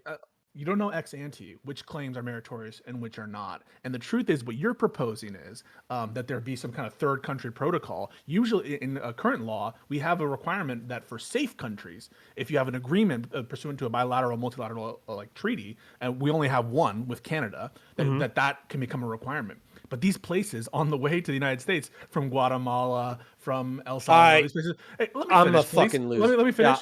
Are not safe countries. They're not good places to get asylum. They're not safe. Mexico, I was thinking this Mexico earlier. is largely safe. Hold on. Okay. Well, both of you hold on. $7 Also doesn't matter from if it's Testicle safe. Johnson. Texas belongs to Mexico. We need open borders. As an American, it is the only empathetic choice. But I do want to throw something into the ring after counter goes. So I know you want to go to that. Then Wu, so what's the homicide rate? Go ahead. What's the fucking homicide rate in Baltimore? I don't know. It's like 60 per 100,000. Yeah, what's the homicide rate? Yeah, what's the homicide rate in Central America? Yeah, what's the homicide rate? I have no earthly idea, but we know. Yeah, we know it's like 20 or 10, depending on the fucking country. So they have double the homicide rate, but we have American cities that are like quintuple the danger of Central America. And you're like, yeah, bring them fucking here. Yeah, whatever. Who gives a shit? Because we're not a like for like. Are you comparing? Are we a safe country? Okay, I think America's a safe country. I don't know about relatively speaking, it is. Yeah. Okay, so if what you're saying is America is a safe country, right? And Canada is a safe country, clearly, right? What you're saying is a rational person would see no difference in security as between America and Guatemala and the narco state of Mexico. That's what you're saying right now. Of course not. On live No. Twitch TV. Okay. No, that's not what I'm saying. Stop about Wait, this. why does the that's not what I'm saying. matter? We all know. Okay, why does the that homicide rate Central matter? America, Because I'm using that as a heuristic to analyze whether or not a place is secure or you happy. can't on the one hand be like, oh my God, we need American military. Let me finish this, please. Please, let me finish. You can't on one hand be like, we need military intervention in all these places because the drug cartels are running muck. It's fucking great. Like they're cutting people's heads off. And on the other hand, be like, well, it's safe because you compare to Baltimore. So like, who cares? As between Baltimore and no. Hold on. Let me expand. This line of argument doesn't matter, and that's what Lactoid's trying to say. Yeah, like can you elaborate? Like, what's the point of the bringing up the homicide rate at all? What's the point of me bringing up the homicide rate? Well, either of you, right? Asylum doesn't. It's not the homicide rate. So I can tell you. So there's a principle that Connor's referring to, which is if you're able to apply for asylum on the way to a place that's not persecuting you, then shouldn't we impose that as a substantive requirement for asylum? Do you understand what I'm saying, or no? Well, I understand what you're saying, but like you understand that just because there's a high homicide rate in an area doesn't mean that you're being persecuted based on a protected class.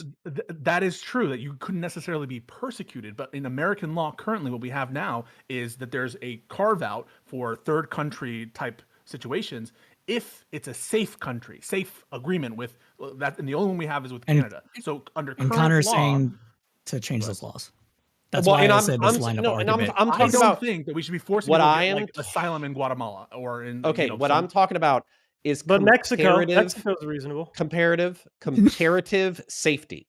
That's what I'm talking about. So we have just deemed all of Central and South America, and by the way, there's other motivations for military intervention in Central America or security, not even military intervention, just security and anti-corruption intervention in Central America besides the homicide rate.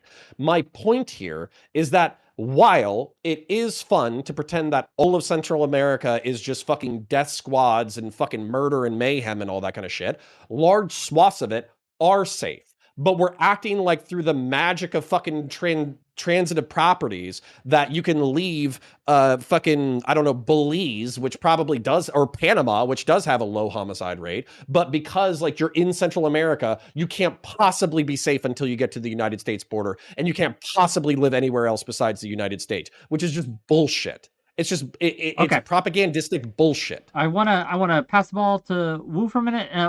Well, just real quick, actually, $5 from Artemis Fowl. El Salvador has less homicides than the U.S. does now. Why isn't El Salvador considered a safe country? To 𝕵𝖔𝖎. But I think we just they're just getting their shit together, so. El Salvador. I had an asylum case out of El Salvador. There are a lot of gang related stuff there, and unlike, not anymore. So just to be clear, I know that Lactoid said gang violence shouldn't be included as a ground for persecution because there's no nexus to state action, and typically, historically, you require state action.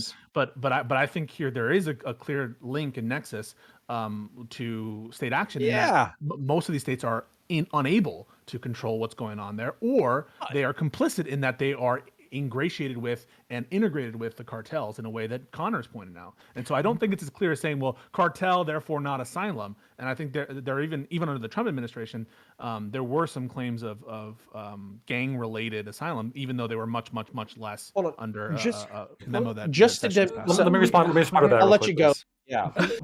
Yeah, just to be clear, I didn't say state action. If I did, boy. I'm sorry. I said based on a protected characteristic, and those protected characteristics are laid out by the treaties that we have, for claiming particular asylum, which is social things like race, et cetera, et cetera. No, yeah. So your membership in a particular social group, that is to say, of individuals who have made enemies with the state controlled and enmeshed cartel system. That would seem to me to be like This is the biggest stretch.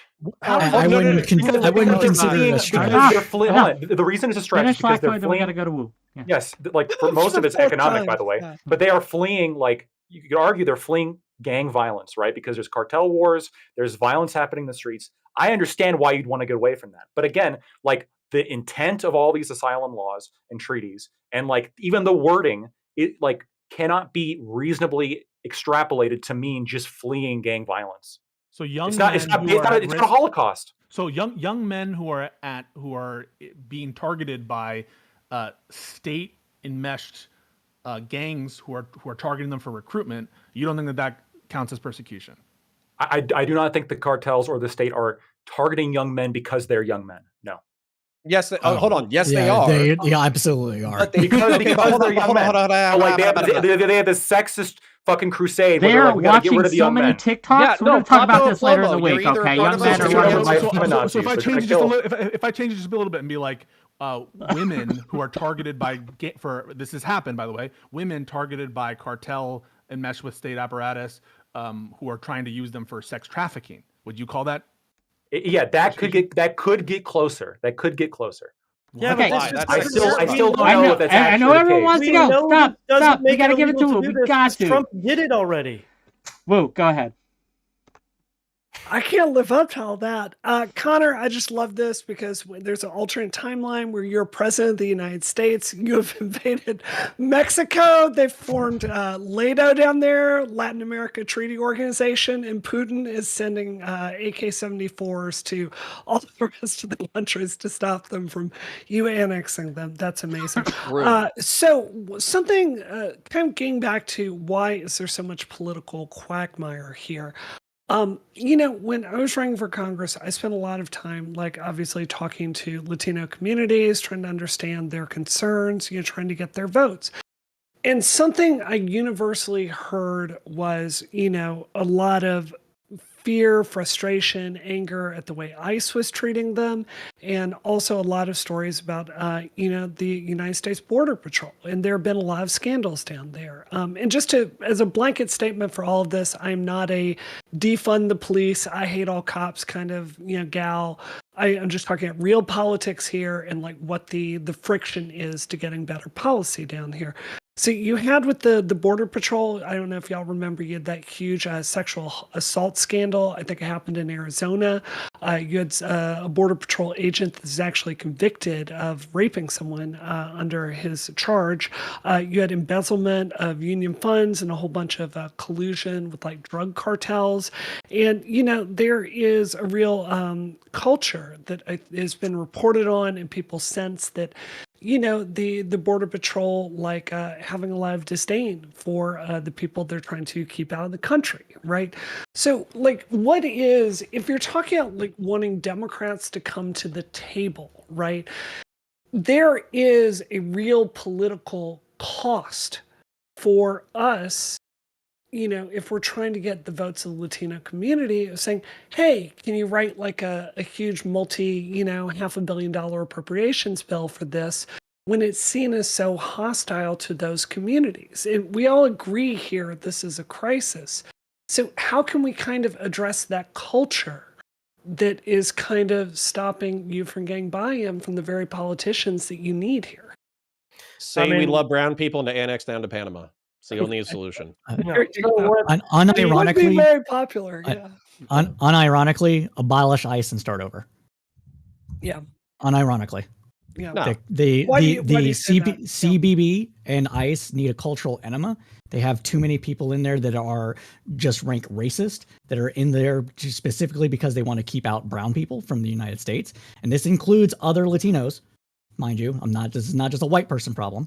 All right. And in order to do that, you have to start over.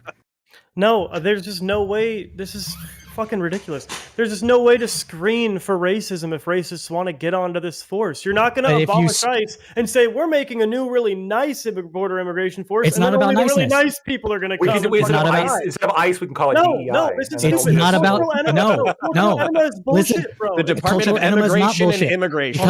Hold on. Let Cypher finish his point, and then I got some actually. Stuff. So.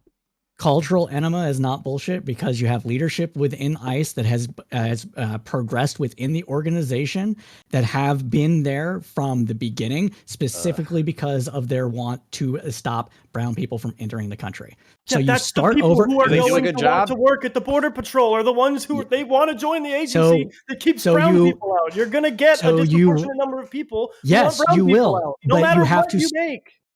Yes, you will, and I acknowledge that. But you have to start over because you have to get rid of the toxic leadership that's there. And the only way to do that, the only way to do that is to start over. It has worked for several police. It has worked for several police departments in the country. It has worked in the military with people getting fucking shit canned and starting over on that. It has worked. When did we delete a whole branch and restart over instead of just getting rid of the people who You've gotten rid of entire units that have been toxic because of issues of running drugs, running everything. Get rid of this in order to do that, you have to start over. So what you do when I say start over, everybody has to reapply. You go through the entire process of vetting them again. You scour their social media for. What are you doing in the meantime? How much is this going to cost, Cypher? Yeah. And what are you doing in the meantime? How much is it going to cost? Because this sounds really expensive. Yeah, okay. Speaking of cost, is this more expensive than 3,600 Border Patrol agents? No, it's not. Okay. Stop. $10 from Artemis Fowl. Trying to figure out how an asylum seeker can claim asylum from El Salvador just because the state wants to lock up gang members, or am I missing something from Pisco's answer? And $2 from Testicle Johnson, give immigrants homes and healthcare. On that note, what I wanted to get in, right, a new kind of wrench into this whole thing, is recently California did pass a law giving illegal immigrants access to things like healthcare. For those who are pro-immigration here, who are on the side of that, so Pisco, Cypher, and Brianna Wu here, given the problems that we had during COVID with we had a huge run on our medical services and things where they were just overloaded to the point where we just could not handle it. There were too many people. Is there not a reasonable fear that laws such as the ones on the books in California, where it gives illegal immigrants access to the healthcare, is going to overload the system and create a strain that would prevent those who are here legally from getting access to the healthcare that they need? My response to that is more or less that, the same reason why the arguments against the Affordable Care Act or public health care of any kind or public services of any kind are futile, or mandatory pension systems, because you're paying for it no matter what. If these people are here, they're going to use our services. They're going to need stuff. They're going to need help. Clog up the ERs. They're going to need schools. Okay, so you can't get around that hard problem that is human beings require things. Okay, and so to Lactoid's point, I don't think it makes any sense for us to put so many barriers, 6, 7, 8 month waiting periods to get your EAD. What's the point of languishing and waiting for that? And I don't think that it meaningfully changes the incentive structure for people who are just going to work under the table anyway. And so, to be honest with you, I'm not convinced that there's going to be a huge, maybe there'll be some fiscal problems for individual states and for individual actors, but the government should step in and should help out there to deal with some of the load. And it should be sort of combined, I agree, with some border security. Absolutely. But you have to fund it. You need to fund it. And I think that the Democrats are at the table right now, and they are proposing some of the most strict enforcement policies ever in the hands of the president, and some unheard of amounts of money to the border, and Republicans are not even there except for Langford and a few Senate Republicans. It looks like it's going to be dead on arrival. Who's making the effort here? Who's the one actually? Some months ago, Republicans wanted to 363 days before the election. Yeah. Good yeah, timing. but look at the cynicism that you just heard. Look at the cynicism you just heard. So one of the ways in which our democracy functions is being responsive to people and like what they think. And you're saying, well, because it's less than a year out to the election, therefore we shouldn't be passing any policies. That's I don't give a fuck. Pass it. I'm just saying that it's obviously motivated. Because was it Democrats not coming to the table when they rejected Lindsey Graham's 6th attempt to get 500 immigration judges hired, or what? Or hang on a second. When they do it? Hang on a second. So right now we are responding to a offer by Republicans where they wanted to tie Ukraine and foreign aid to these particular procedures. That's why the administration moved a little bit and said, all right, we'll do what you're asking. And now they're reneging and they're saying, we're not even going to consider it because Trump says he wants an election day win. He doesn't want one for Biden. So in my opinion, the Democrats are the ones who have come to the table with a plan that is, by all accounts, bipartisan. Hold on. So you should be mad at Abbott. A lot of Republicans are saying all they need is for stricter asylum requirements. That's not the entire Republican Party just saying, nope, we're not passing it dead on arrival. A lot of them are saying add stricter. I don't agree with them being so strict. I don't agree with them being so strict that they are therefore not in keeping with our treaties. I agree with some amount of discretion for the president to close down the border and push people back in certain circumstances, like what's being proposed. But I don't necessarily agree that like now the standard for asylum should be like substantively higher. There's already a lot of barriers you need to get a successful asylum petition, and it's already discretionary relief. And so I don't really like. This is probably playing. Asylum if that's what you want. Yeah, this is probably playing really well to the audience, but the reason why you're just getting met with fucking deadpan stares from Lactoid, myself, and fucking Jebtan is because we've been having the same goddamn conversation for fucking 10 years. So I don't like look at the Democrats like being willing to pass more aggressive legislation within the past fucking like month as like some good-hearted, good-natured, like earnest attempt to pass legislation. The last time we had I should be mad at Abbott. I should be mad at the motherfucker who's been ringing the fucking bell for the past fucking since he's been elected. He did say Abbott. He did say Abbott. Let's cut the crap. Let's cut the crap. I should be mad at Republicans. When was the last time there was a major punitive immigration reform in this country? And who was the president? Reagan or some shit? I fucking can't even remember. Bill Clinton passed one of the most. Yeah, so it's off by 5 years. No, but it was a Democratic president who passed that those. Let's face it, he's a centrist and he's a neo-Nazi. He's a neo-Nazi by today's political standards. Let's be real here. No, come on. Dude, Bill Clinton is very different than the Democrats from today. If you look at his policies, it's not where it flows. We're not here to debate Clinton. Hang on a second. No, this is important. Obama was called the deporter in chief. Obama deported how many numbers of progressives? Deporting is dealing with the consequences of his lack of border security. It's not border security in itself. Obama wanted comprehensive immigration reform. Where was the appetite to work with Obama? You guys are going to seriously sit here and argue? Where was the appetite to work with Trump? 2000s. We need to be honest about. We need to be honest about this. 2006, 2006, and 2012. Jeb just said something incredibly. I can't believe you just said that. You said, where was the appetite to work with Trump on immigration? Do you forget the grand bargain that was proposed? Border wall for DACA and for Dreamers? Yeah. And Trump said no. Okay, and then when it was immigration judges for border wall, Democrats said no. We can accuse you of all the same shit. Listen, but you say we had the biggest government shutdown in history in response to what happened there. And so Democrats have always been willing to deal. They're willing to deal on this. It's the Republicans who are ideologically they're willing to deal the same exact way Republicans are. No. This is BS. This is BS. Okay. So 96 is when, or 94 or 96, one of those 2 years is when Bill Clinton and everybody came together to kumbaya, let's fucking put up border walls. Okay, that was because of a surge of immigration between 1987 and whatever that was. So there's about 1 million people a year coming in through the border. That fell off a cliff through a number of different reasons, mostly pull reasons. Mostly. So they put up a wall and we have less immigration. Interesting. Tell me no, because the immigration didn't start to fall really until 98, 90, 99, and that was because Mexico was actually getting better, and partly because of NAFTA stuff. It's complicated. This is fucking complicated, okay? Fast forward to 2006, Republicans, Democrats come together for a comprehensive immigration reform bill because there wasn't because of issues with border wall wanting to be done first and only before anything else was done. That got torpedoed by Republicans. 2012 or 2013, same thing. Rubio, this is why I no longer respect Rubio. Rubio was a part of the Gang of 8 or Gang of 12 in the Senate that was working on immigration reform. then when he went to his constituents, they're like, we don't want anything. We want a border and only a border wall. Fuck everything else because that's not what we want. So he came back and it's like, we have to get the border first. Everything can come after that. And then that was deported to peter down. Same thing happened under Trump twice, both times. Trump said no to DACA, like we just said. And because of the border only first, and then you get the rest of your stuff.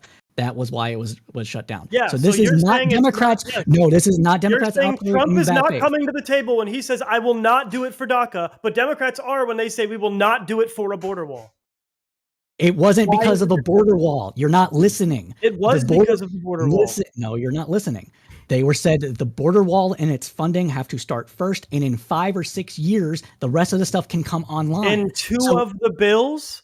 Yes. It was the same bill, and guaranteeing the border wall also guaranteed everything else. After it was funded and constructed. It was an after thing. This is why. No, it's not cool. Democrats, that's still saying the border wall is the reason we're not doing it. I care because what that means is because I don't trust Republicans to keep up their end of the bargain. It doesn't matter. It would have been passed. It would have been passed. It would have been a bill that was there and done. And then in 4 years, and then in 4 years, when Republicans take back over, they're like, we got our border wall, fuck the immigration stuff, and then write that out of the bill. That is why I said at the onset of this that the only way that I'm going to agree to this is if you have a threshold of like 80 fucking senators to where it says this happens at the same time. And in order to amend the law, you have to get this threshold. That is not going to happen because Republicans are in good faith. The version of Democrats, let me clarify the argument. Yeah, exactly. The version of Democrats coming to the table is as long as they can guarantee 80 senators on this bill for, I guess, perpetuity for the next 4-6 years while a border wall gets built, then we're down to talk about immigration. No. That's totally reasonable fucking terms to come to the table on immigration. So the government, Congress can pass laws that require supermajorities in order to change. And if you pass that kind of law where you're saying you're getting the border wall, you're getting this simultaneously, effort's going to happen. It's going to happen at the same time. Also, wait, the 2023 bill doesn't even include the border wall, by the way. So I don't even know why we're saying that's the only reason they're not coming to the table. I got some super chats that I need to read because people are paying me money. 2023 bill, but I don't. Okay, here we go. $10 from Artemis Fowl. Cypher wants to enema the CBP. I thought it was bad to fire an entire agency and rebuild it in our preferred image. Or is it only bad when Trump wants to do it? $2. Oh, I have no idea what he's talking about. He's talking about the FBI. Yeah, cut the defense budget to fund immigrants. $2 from 2024, A Gay Odyssey, to say, close the border, MAGA 2024, free January 6th, Patriots. And $5 from Pondering Politics, to say, 2013, Paul Ryan famously persuaded Boehner, my bad, Boehner, to kill a Marco Rubio bipartisan immigration bill so Republicans would have a wedge issue next election. So thank you. Yeah. But I none of you have and this is frustrating for me, right? So Pisco tried to answer the question I posed about. I wanted to answer it. I didn't get a chance. Let's give Wu a chance, right? But let me express my frustration first, so you don't repeat the same mistake, and then we'll give it to Wu.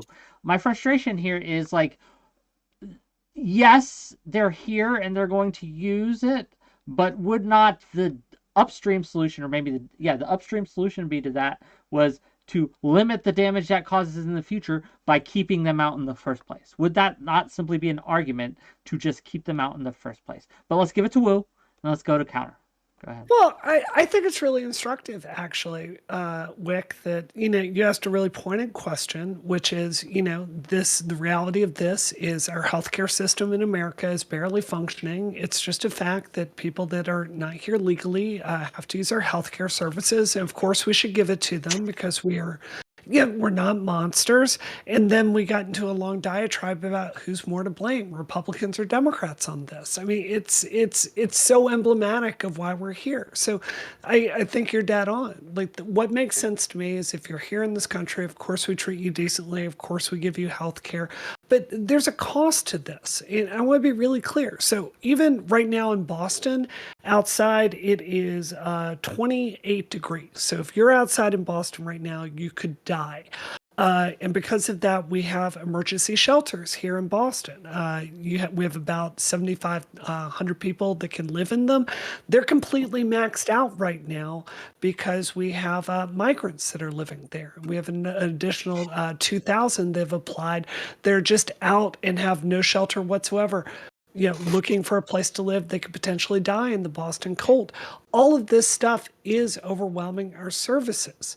And, Connor, at the very beginning of this, you were talking about how you kind of appreciated the troll of, these governors shipping, migrants to states all around the country.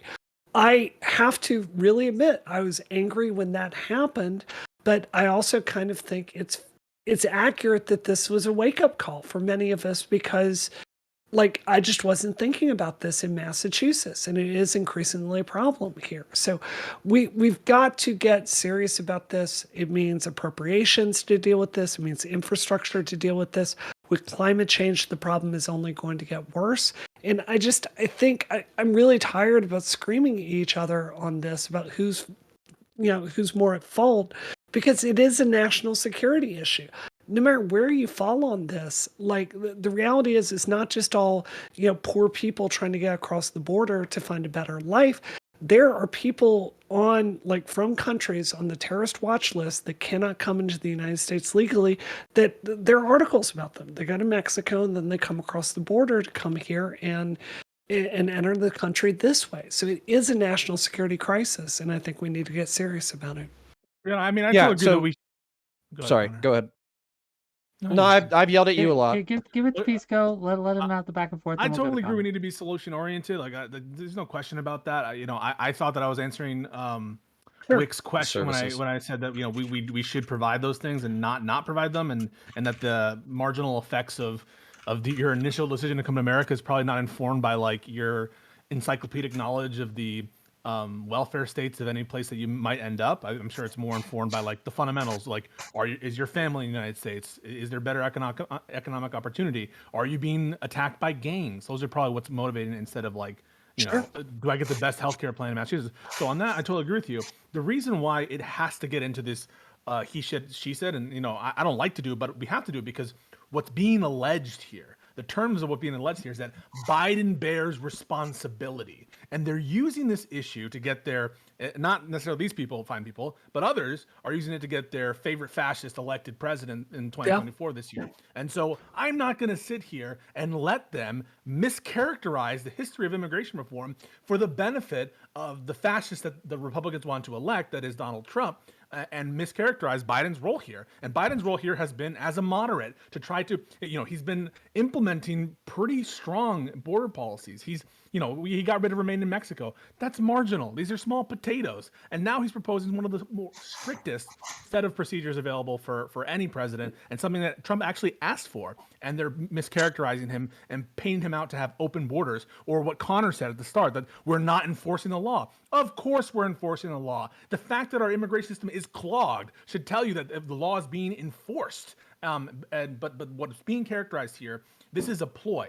It's a ploy to get votes for Donald Trump so that he can implement the kind of regime that these people want to see. And not necessarily these good people, but the people who support him. So that's why I think it's important to hash this out and be like, hey, it's not on Democrats. This is a countrywide problem that's been lasting and festering for decades. Okay, I want to address Whick. Yeah. So the question you asked is, do we care about the immigrants clogging up our social safety nets, our systems, et cetera, et cetera? Part of the reason why I want border security is because I think that, I might use this word incorrectly, but I think there's an actuarial analysis of funds and insurance policies and healthcare and all of that kind of stuff. And you can do that calculation if you have a predictable population. Meaning, and I think that services should service the populations that they're surrounding. So I don't want an illegal immigrant underclass that simultaneously can't get access to the goods and services that make a decent human life, but also choose to go to emergency rooms out of desperation and then cause inflated costs to the systems that are not actually representative of the services that they're consuming. So I want people who are within the physical United States to have access to healthcare. But what I don't want to happen is a pull factor where we just say, yeah, we can have a porous border. Yeah, we can let everybody fucking in, but also we're going to guarantee you the necessities of life. Fuck that. Look at that Secure framing. the goddamn. No one's saying we want a porous border. No one's saying we should let everyone in. That's your fantasy that you've created. When you say Pisco, and I don't. Jack Libs of Posobiec, all that TikTok shit. is a fucking retard. Okay. DC as much Drano, Jack Posobiec, DC Drano is more retarded than End of Wokeness. So you have this impression that the Biden administration does not want to enforce immigration law, and I'm assuming that you're in favor of the. I have this impression that Cypher and Pisco don't want a porous border. That's my impression. Why? Because you don't believe in the power of barbed wire or walls. You think it's ephemeral. You think Central American people are cats. I don't know I just why think it's you not think worth that, the cost. but you fucking think that. That's okay. Cypher, you said you don't think it's worth the cost, but you want to eliminate the CBP. No, I didn't. No. Shut your mouth, sir. I am not done yet. What does he want to name it? You want to eliminate the CBP. You want to rename it DEI, the Department of Immigration and Immigration. You want to staff it exclusively with Black and Hispanic women, and you want them to have a progressive agenda. And you somehow think that is less expensive than a fucking border wall and 3,600 fucking Border Patrol agents. But I didn't say that. What I said was you what did Brianna, say that verbatim. No, check the clip. What Brianna asked was, how do we do this? And I said, unironically, start over. That wasn't saying that it was realistic. More expensive than the fucking wall. That wasn't saying it was unrealistic. That wasn't saying that is the way to actually go about and like what we should do. That is how you fix it. Absent that, you're not going to get a huge fix.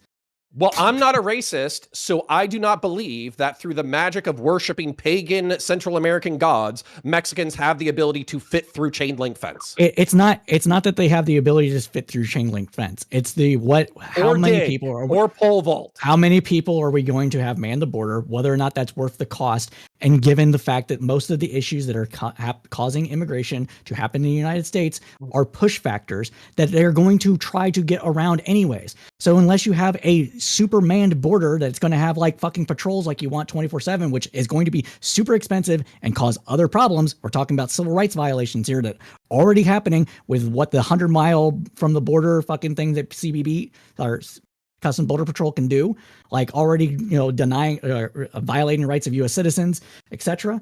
Are we wanting to do that just to stop a few more people from coming in? Or are we going to try other fixes? Dude, it's not a few more people. It's 1% of the United States population every fucking year.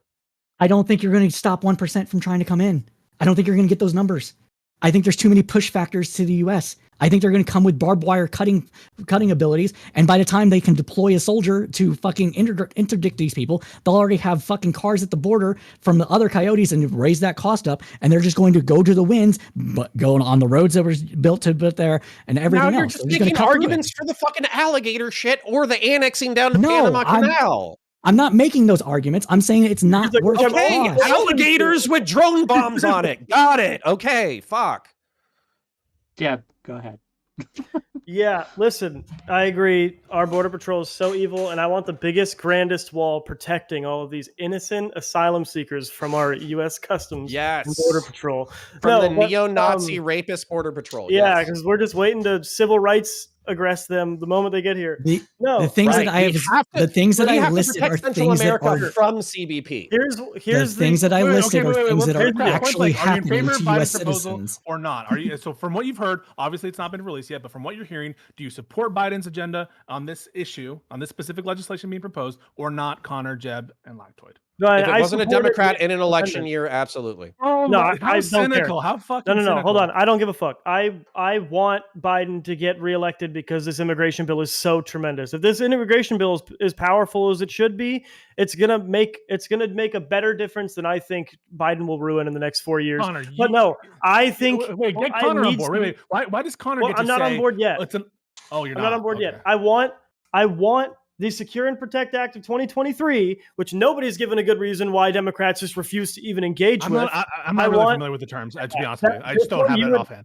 Yeah, no, because of the terms, I know you would disagree with this. It does restrict asylum eligibility. I think we should agree to those treaties. I'm sorry. I think the asylum laws it's already a high burden, in my opinion. And you might not think so. And that's just an international norm that I don't necessarily know that it wouldn't.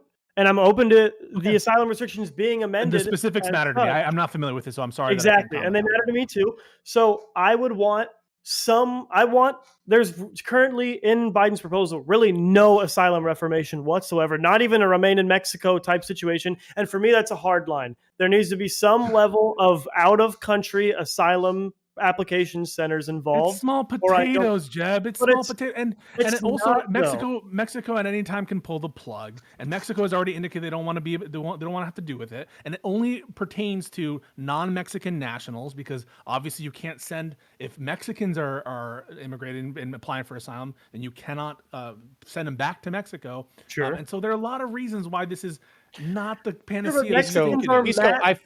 I reject this. You've said this 3 times. I fundamentally reject it. 60,000 is small potatoes. If you want to talk about the annual, sure. But 60,000 people admitted or changed a policy in a single day. I live in a city of fucking 250,000, and the fucking metro is like 2.3 million. But the downtown area, the actual incorporated city, is 250,000. So you're talking about what a fucking 25% fucking increase in population of a major American metro overnight. What is the number of people? What is the number of people that are actually approved for their asylum claim after they have been adjudicated to say that it is valid, at least at the first point that they are encountered? Did you say it was 70% or 25%? I wasn't paying attention specifically earlier. For expedited removal stuff. So there's a procedure known as expedited removal where an a border officer is able to see if you have a credible fear of persecution, and based on that, they can either like send you back really quick, or they can put you in regular procedures. So it's not really. It is the case. Yeah. So what's the final number? I don't know the final number, but the 70% number is much bigger than the final number because it's a lower standard. It's credible fear as opposed to. And you guys are also just talking about people who are apprehended or put in through the process. We're not even talking about people who never even see it. Asylum is not 75% granted. It's not. But asylum approval rates. It's very Sorry, low. go ahead. So anyway, I'm pro Biden's proposal if they add some limitations on the asylum program and a barrier. Here's what they're doing, Jeb. Here's what they're doing. So I haven't heard _𝖲 whether he approves it or not, and I'm very curious. I do feel like I feel like it's a little bit bad faith. To be frank with you, I'm not 100% familiar in all the specifics of it. Which is fair because it's not been released. So it's right. So I kind of want to see what all the specifics are before I were to throw my back. But we're hearing whispers. We're hearing whispers. But to be entirely frank with you, I think this is something of a political issue. So I don't know. Politics. Politics. I do not deny the reason the Republicans are going to block it is because of politics. No doubt. Okay. But the reason we're here is because of politics too. Because remember, the only reason we're even talking about immigration at this point in time and this big package is because Republicans, this is a win for them supposedly because they push for it in exchange for foreign aid. But no. The reason this is a win is because this is very evident, right? Biden's immigration policy has been way more lax than Trump's, right? He rescinded a whole bunch of Trump-era policies. Not way more lax. It has been. Name the ways. Let's name it. All right, rescinded remain in Mexico for sure. Yes, there's a whole fucking Wikipedia on it. Okay, like I could literally go through and list all the fucking things that he rescinded, and then he also opened like there's a long fucking list. As well. Right? Yeah, there's a whole bunch. There's a whole fucking list. He reversed several policies on asylees. He raised certain limits. There's a whole bunch of shit that he did. Okay. Now, what I think is happening here is that the American people are pissed off at this to some extent. And this recent immigration bill is like an attempt to fix that for political image going into the election because this is the thing the Republicans are polling well on. And Republicans don't want that to happen because they want to run an immigration. Hold on. Just real quick. Hold on. Let me say something here, right? Like we're kind of wrapping it up here, but I wanted to say something. So why is this wrong? And I hate this argument. A politician responds to the will of the people and changes his positions in order to respond to the electorate. That's how it works. That's how it should work, right? I'm not saying that's not how it works. What I'm saying is that so this is not something that Biden didn't contribute to. You can say this is him trying to fix it, responding to the will of the people, but the Republicans want to win on this issue. That's of course what's happening, right? No, they don't. That's what Mitch McConnell they want to run on the immigration issue. Yeah, they want to be able to run on it, Yes. Yeah, that's what he's saying. You guys are saying the same thing. He wants to win on immigration, of course. Gotcha. I know. We should not reward that cynicism. We shouldn't be like, oh, because it undermines. It depends how important immigration is to you, I suppose. Okay, so listen to me. If your argument is this is an imminent crisis, it's crazy. This invasion is. We invoked the Article 1 powers of invasion. But we can wait until. Look, I literally hold on. I never backed up the invasion claims. Okay, I wouldn't back up the invasion claims. You're talking to me here. America's had huge moments of immigration. This is a particularly big immigration wave. 100% sure we're gonna survive it. And the Republicans are absolutely irresponsible in this moment in playing up the rhetoric. And then one thing is, okay, having this as an issue, highlighting it, that's okay. But you're playing up the rhetoric and then saying, "Oh, but we can't address it until after Trump's in office." And I hate Trump. I'm just explaining to you what's going on. Yeah, I'm just explaining what's going on, right? So like we're being descriptive. I understand. But why won't you just be like, I support if there's a good bill because I'll wait to see. Yeah, I do support a good bill, no matter who's proposing. Yeah. Look, like we all support good things. I personally am open to it. Yeah, I personally am open to it. However, I disavow Abbott. That's what I want as well. I disavow specific things that Abbott has said, not all of his policies, okay? Not all of his policies. Can I say one more thing? We got away from it, but I just wanted to just say this. Back to answering your question when you said, like, should we provide all these things to illegal immigrants? I do wonder why it's the case of, well, if we don't provide medical care or housing to illegal immigrants on one side of the border, all of a sudden, like, that's monstrous or whatever. Like, if that's the case, why don't we have an obligation to provide free healthcare and housing to people around the world, or people on the other side of the border? Like, it doesn't make any sense. I haven't heard that. Why? At least not on this panel. I guess it would be. Hold on, 𝕵𝖎𝖙 did say that if we don't provide healthcare for illegal immigrants, that's monstrous. No, because sorry, because they're already here. Hold on. Who was addressed? It would be really disgusting to, like, let's say somebody was hit by a car, right? And they go to a Massachusetts emergency room, and you find out or not even find out for sure, like, they're not able to provide papers proving they're a United States citizen. You just let them die. Of course, that's monstrous, right? I mean, there's just they treat first. Yeah. You just there's stuff you have to do as in a decent society, but. I mean, how can you disagree? But it's not a good system. Well, the limiting principle. A limiting principle is in our current structure of the international system. These arbitrary lines called borders still matter, and as much as we want to say that, like, we're all humanists and that everyone's life matters and everyone's is equal, absolutely, we entrust states with the authority to govern over specific geographic areas, and that implies a greater responsibility over those geographic areas and the people who live in them. Okay, I agree. You can argue there's a legal responsibility, but I reject, like, the moral loading of we have an obligation to provide services for people here, but not there. We don't have any obligation to provide services. California's bill that provides free healthcare for illegal immigrants is crazy. I agree with Connor that we should be doing more to help our friends below the border. I don't necessarily think that this has to be an absolute line of no care to people beyond our borders and absolute maximal care to people within it. I think there should be more balance. Here's what we're gonna do, because I know we're winding down. We're gonna let Wu respond to that, and then I got 2 super chats that we're gonna discuss, and then we're gonna go to closing statements, and that's what we're gonna do, because gang, I don't have all night, but I love it here. It's been a wonderful discussion. Let's go to Wu, and then I got super chats, and then we'll see how it goes.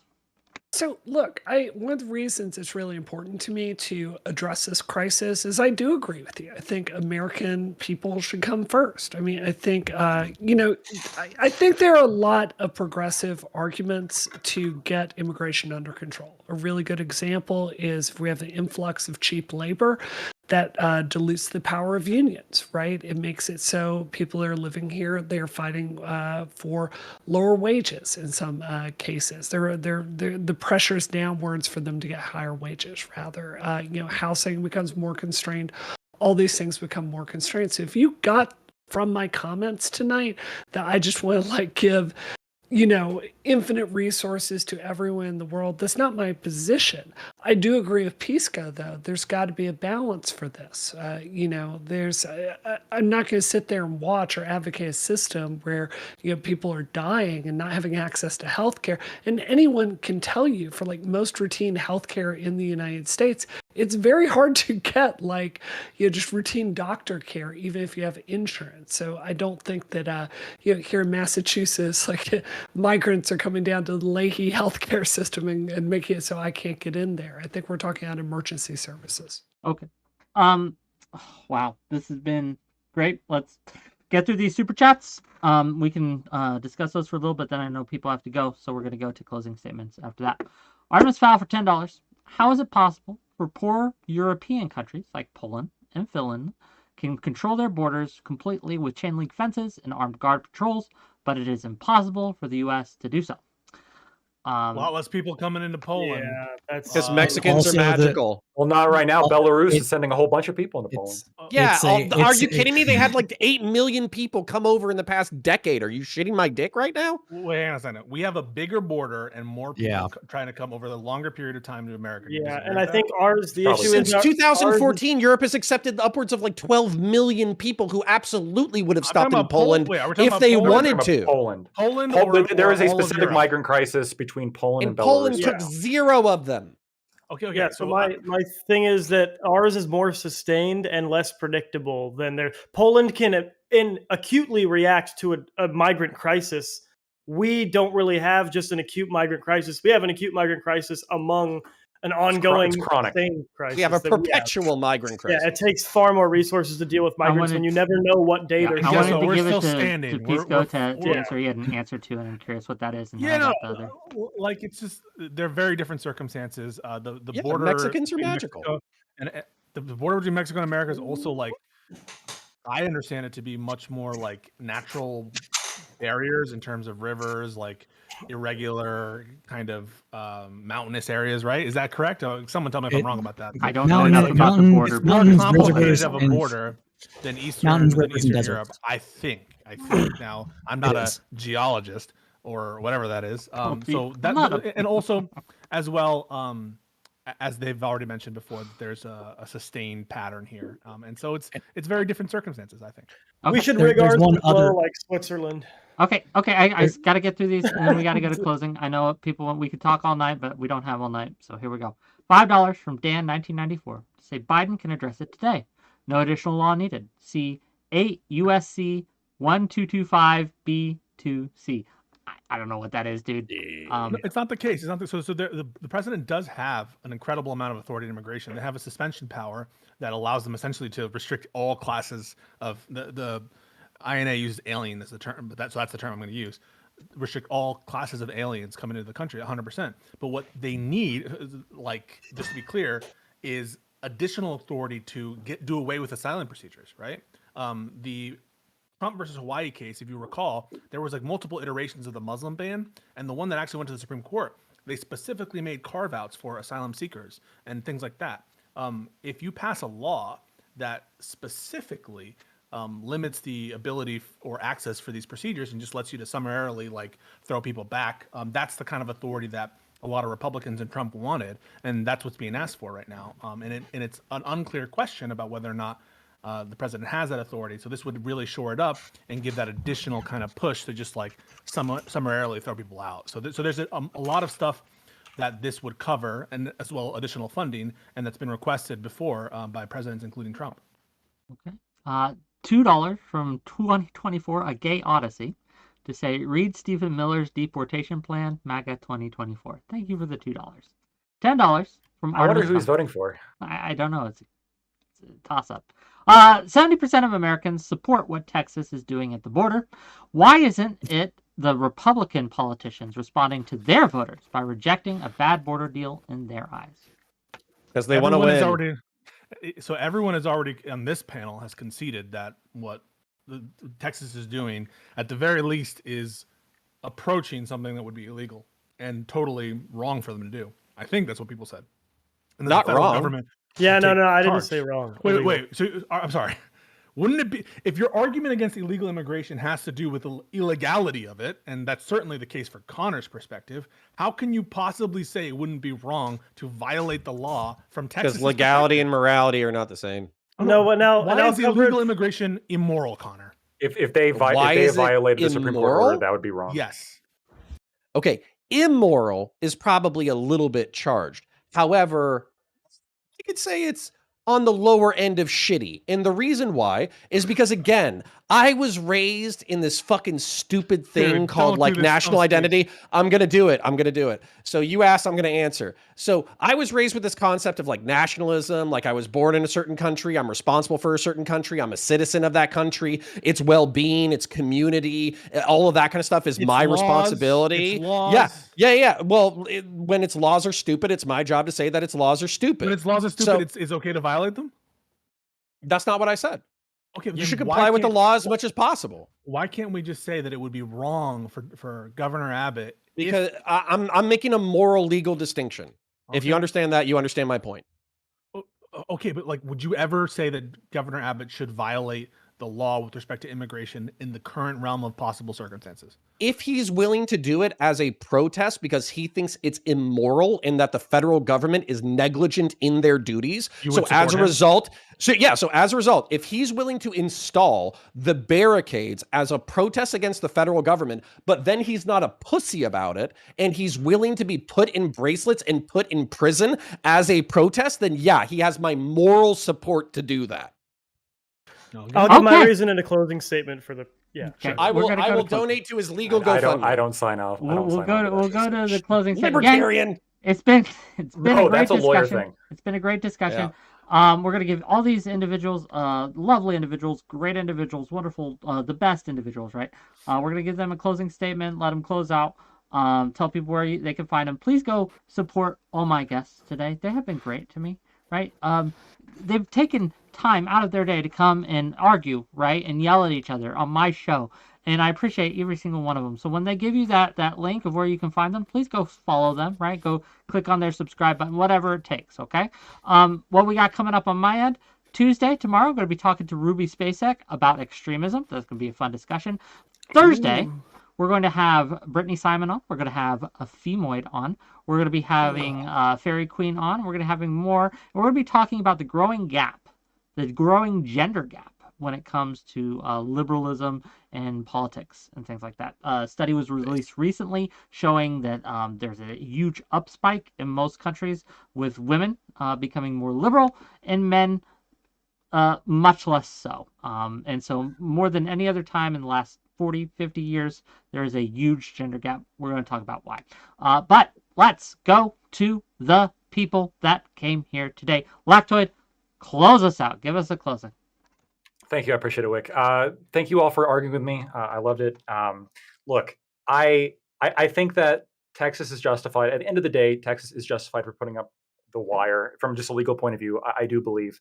But let me be very clear. I swore an oath to the Constitution. I know some people else here have. When the Supreme Court says something, you do it. I'm sorry. This is just how it has to be. And so the Supreme Court said the feds can do it, and so they can. I'm not going to back off. I'm not going to commit treason on because of fucking immigration. It's not going to happen. Sorry. To the extent that Abbott is to stop or arrest feds, this is a major issue, and I would not support Abbott. And to the extent that he's threatening such, is terrible. But generally speaking, I don't think the Biden administration is being good faith in administering immigration laws. If you like what I had to say, you could find me at WhickTV. Thanks. Go check him out, gang. He's great. Thank you for being here. Jepton, what you got? Yeah, so just to touch on everything a little bit, at the end of the day, as far as Texas and Governor Abbott, I fully endorse everything up to the actual, like Lactoid said, stopping and arresting of federal agents who are trying to remove barbed wire. Though, if he just gets in their way and stops them, or I thought Pisco was referring to if he were to immediately reconstruct the barbed wire. That's what I was saying. I don't think would be wrong. I think that would just be some Tom and Jerry-ness with the law, as Lactoid said. That's the part I don't think would be wrong. If he was stopping and arresting federal agents, I would say that's wrong. As far as what I want to see in immigration policy, this idea that Republicans are the only ones not coming to the table for immigration is just bullshit. Lindsey Graham, February Secure and Protect Act of 2023. He did it again. He did it in 2019 as well. Didn't include wall funding this time at all. They still didn't even consider it.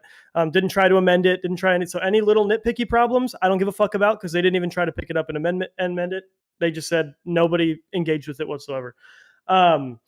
What I want to see is the Biden proposal, from what I've heard about it, is great. It's a great proposal. It's not a complete proposal. And I know that once a proposal is passed, we won't get another one for a while. So I want a physical border and I want asylum restrictions as far as where people can apply for asylum, if possible. Thank you, Jeptan. Thank you for coming. Really appreciate you. Cypher, go ahead. Yeah, so my position on this is that what we need to have happen is, if we want comprehensive immigration reform to include border security, it needs to happen at the same time, and there can't be fuck games played with it afterwards. No Tom and Jerry bullshit happening. Get the actual amendments in there, get the things that you want, and go from there. If that's not going to happen, then we're not going to get what we actually need, which is an actual fix to the problem that will actually address the both legal and moral ramifications of having a quote-unquote porous border. As far as what Abbott is doing, I fully don't endorse Abbott. And if there's a protest in Austin coming up, I will attend that one. I don't attend very many protests, but I will attend that one, because what Abbott is doing is flirting with civil war, and I will not have that. And I will do everything in my power that I can as little old me, 5'6", know nothing, 38-year-old male can do, and that is what I will address at that time. So don't flirt with civil war. You don't want that. That's not good for the country. It's going to tear everything apart and cascade throughout the entire world. So stop doing it. The thin 5-6 line between order and chaos. Cypher, thank you for being here. Really appreciate you. Yes. Brianna Will, please. Cypher, I really agree with those sentiments. And, Pisco, coming back to something you said earlier, I do think it's really telling that we spent so much time tonight talking about Biden and not talking about, this very clear Republican culture towards insurrection and outright civil war. I think you're exactly right. It's part of a strategy to kind of change the subject from their indefensible behavior. It's pretty nakedly a election year strategy. It is really, really troubling. It's anti-American.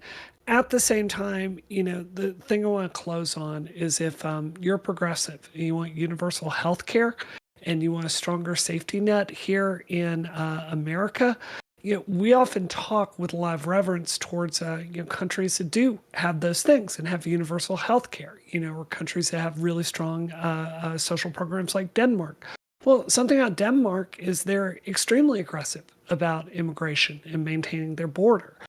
Sweden, for a variety of factors, actually had to revamp their entire system in 2015 because their financial system couldn't keep up with the influx of people coming in here. So, it is a difficult situation, because we want to be, when you're progressive and you're a Democrat, you want to give people a fair shake. But there is a math that is realistic for all of this, and I think I think it's good policy to take this crisis seriously, and I hope Democrats will find an answer with the Republicans. Okay, thank you for being here. Really appreciate you. Well, next up, counterpoints. Yeah. So while we were discussing, I looked up the asylee approval rates by nation, according to DOJ stats. For Mexico, it is 4%. For Belize, it is 4%. For El Salvador, it is 10%. For Nicaragua, it is 24%. So that means that you basically have a 95% chance of getting rejected, and at best, you have a 25% chance of being approved, even in the worst shithole country in Central America. So my point with that is that, well, actually, that's just a point by itself.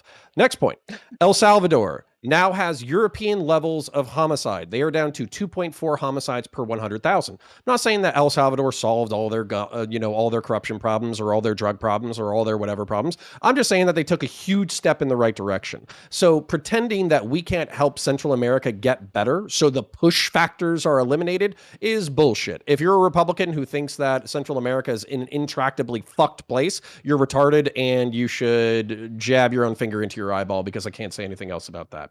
that. Finally, I am trying to get the greater United States of the Americas idea off the ground. Right now, there's only like 6 of us who want the United States of America to control all the way down to the Panama Canal, and then for the southern, United States of America to exist. But if you want to join the crew, then join the crew, and we can make this a popular thing. And maybe by the age of 2100, we can create a fantastic continent that is good for all people under an American thing. Finally, I'm sad that Lactoid's here because I'm going to jab him. I swore an oath to the Constitution, and if the Supreme Court says so, I have to abide by it. Oh, you fucking slavery supporter, you fucking piece of shit. When the Supreme Court said that black people weren't citizens, you would abide by that, you fucking asshole? What a dick. No, wrong things can still be wrong, even if the Constitution or the Supreme Court says that it's correct. It's called having a moral compass and a conscience, you fucking simp.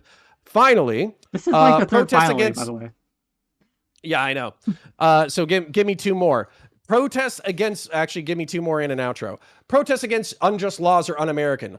Bullshit. This is one of the most American things on the face of the fucking planet. Is dickholes doing things that are annoying that aren't quite illegal in order to piss off the federal government. That's one of the most American behaviors in the country. Secondly, armed rebellion is one of the most American behaviors that's fucking there. So yeah, it's fundamentally American to tell feds to stick a fucking stick up their ass. Finally, my name's Connor. I run a YouTube channel named Counterpoints 40K. It is not about politics. It is about the beautiful, fantastic, fucked up world of Warhammer 40,000. I'm currently 3D printing a bolter. It is right here. This is a fully functional semi-automatic 12-gauge shotgun that is in 72 caliber. Bolters in the Warhammer 40,000 universe are 75 caliber. I'm going to be printing this in red. I'm going to make sure it functions. I'm going to make sure it shoots properly. And then I'm going to sell the STLs online. And I will sell finished firearms if I get an FFL. So yeah, thank you for having me, Whick. I had a fantastic time. Thank you for being here. As to your 2100 plan for the Greater Americas, well, right now we're busy. Looks like we're going to be busy in Iran. So we'll see what happens with that before we get in plan for that. Fuck Eurasia. Bring it home. Last but certainly not least, the actual finally, Pisco. Go ahead. Thanks a lot, and thank you everyone for joining and for hosting Whick. Listen, the supremacy of federal law on the issue of immigration and border control cannot be questioned. I'm glad that everyone here, including the conservatives, seem to, jettison these horrific, horrible arguments about invasion and what about the sanctuary cities and the 10th Amendment, which have no place in our case law and no place whatsoever in a country that's meant to engage with the rest of the world with one voice on behalf of one people. So I'm glad that we all kind of agree on there. I think you guys take it for granted that like doing this kind of Tom and Jerry stuff is strictly speaking legal. There are provisions of the U.S. Code that are explicitly give access to Border Patrol agents to patrol anywhere within 25 miles. And so to the extent that you were building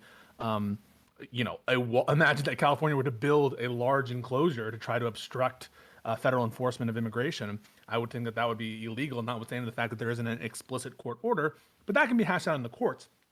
What can't be hashed out in the courts is this kind of insurrectionary attitude that 𝕵𝖎𝖙 alluded to, and that seems to be taking hold dangerously in the Republican Party and amongst the MAGA base. They seem to be wanting to solve all of their problems with armed conflict, or at least, suggesting that might be a responsible thing to do in this context. I totally take issue with Connor's suggestion that insurrection or rebellion is in the nature or DNA of America. The situations that led to the Revolutionary War were exceptional circumstances that had to do with political representation and the structure of our democracy at that time, and the fact that they were not responsive to the people at that point in time. Right now, for all you want to say about our system of government, it has endured and it has been able to be the envy of the world in terms of democratic institutions, although we still have problems. It's interesting that you bring up Dred Scott as an example of a case where following the Supreme Court would have been morally wrong, or that the court came to a morally reprehensible conclusion. Of course they did, but the aftermath of that situation and the consternation that was involved in that entire affair was one of the most bloody episodes in our nation's history, and something that we should never repeat again. The way to resolve issues, even long-standing important issues like immigration or race relations or even slavery, the best way to do that would have been democratically. And it was not the Civil War was one of the worst experiences in our nation's history, and we should not be, flirting with that kind of attitude that the governor and members of this Congress seem to be doing. And so I'm glad that we have some amount of consensus that we should resolve our issues peacefully.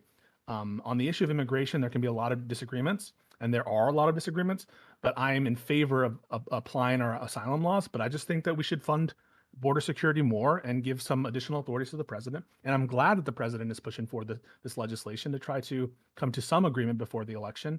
And hopefully the Republicans won't sort of obstruct it just because they don't want to see Biden elected. That's my closing statement. And if you guys want to follow me, you can find me on 𝕵𝖎𝖙𝖘𝖍𝑔𝖜 at twitch.tv or 𝕵𝖎𝖙𝖘𝖍𝖙 on Twitter. Gang. All right, real quick, Wick. I didn't say that insurrection wasn't retarded. I just said that it's American. Oh, great. Awesome. Gang, if you like what I have to say, right, hit that like button, hit that subscribe button on my YouTube. If you're watching me on this Twitch or Kick, please give me a follow there. Really appreciate it. I'll see you guys tomorrow, 6 p.m. Eastern. We're going to raid out. I'll see you later. Bye. Bye. Bye. Hey, folks, okay. Cypher, did you have fun? What? Did you enjoy it? Sure. No, it was fun. Okay, good. Okay, I'll see you guys tomorrow. Bye.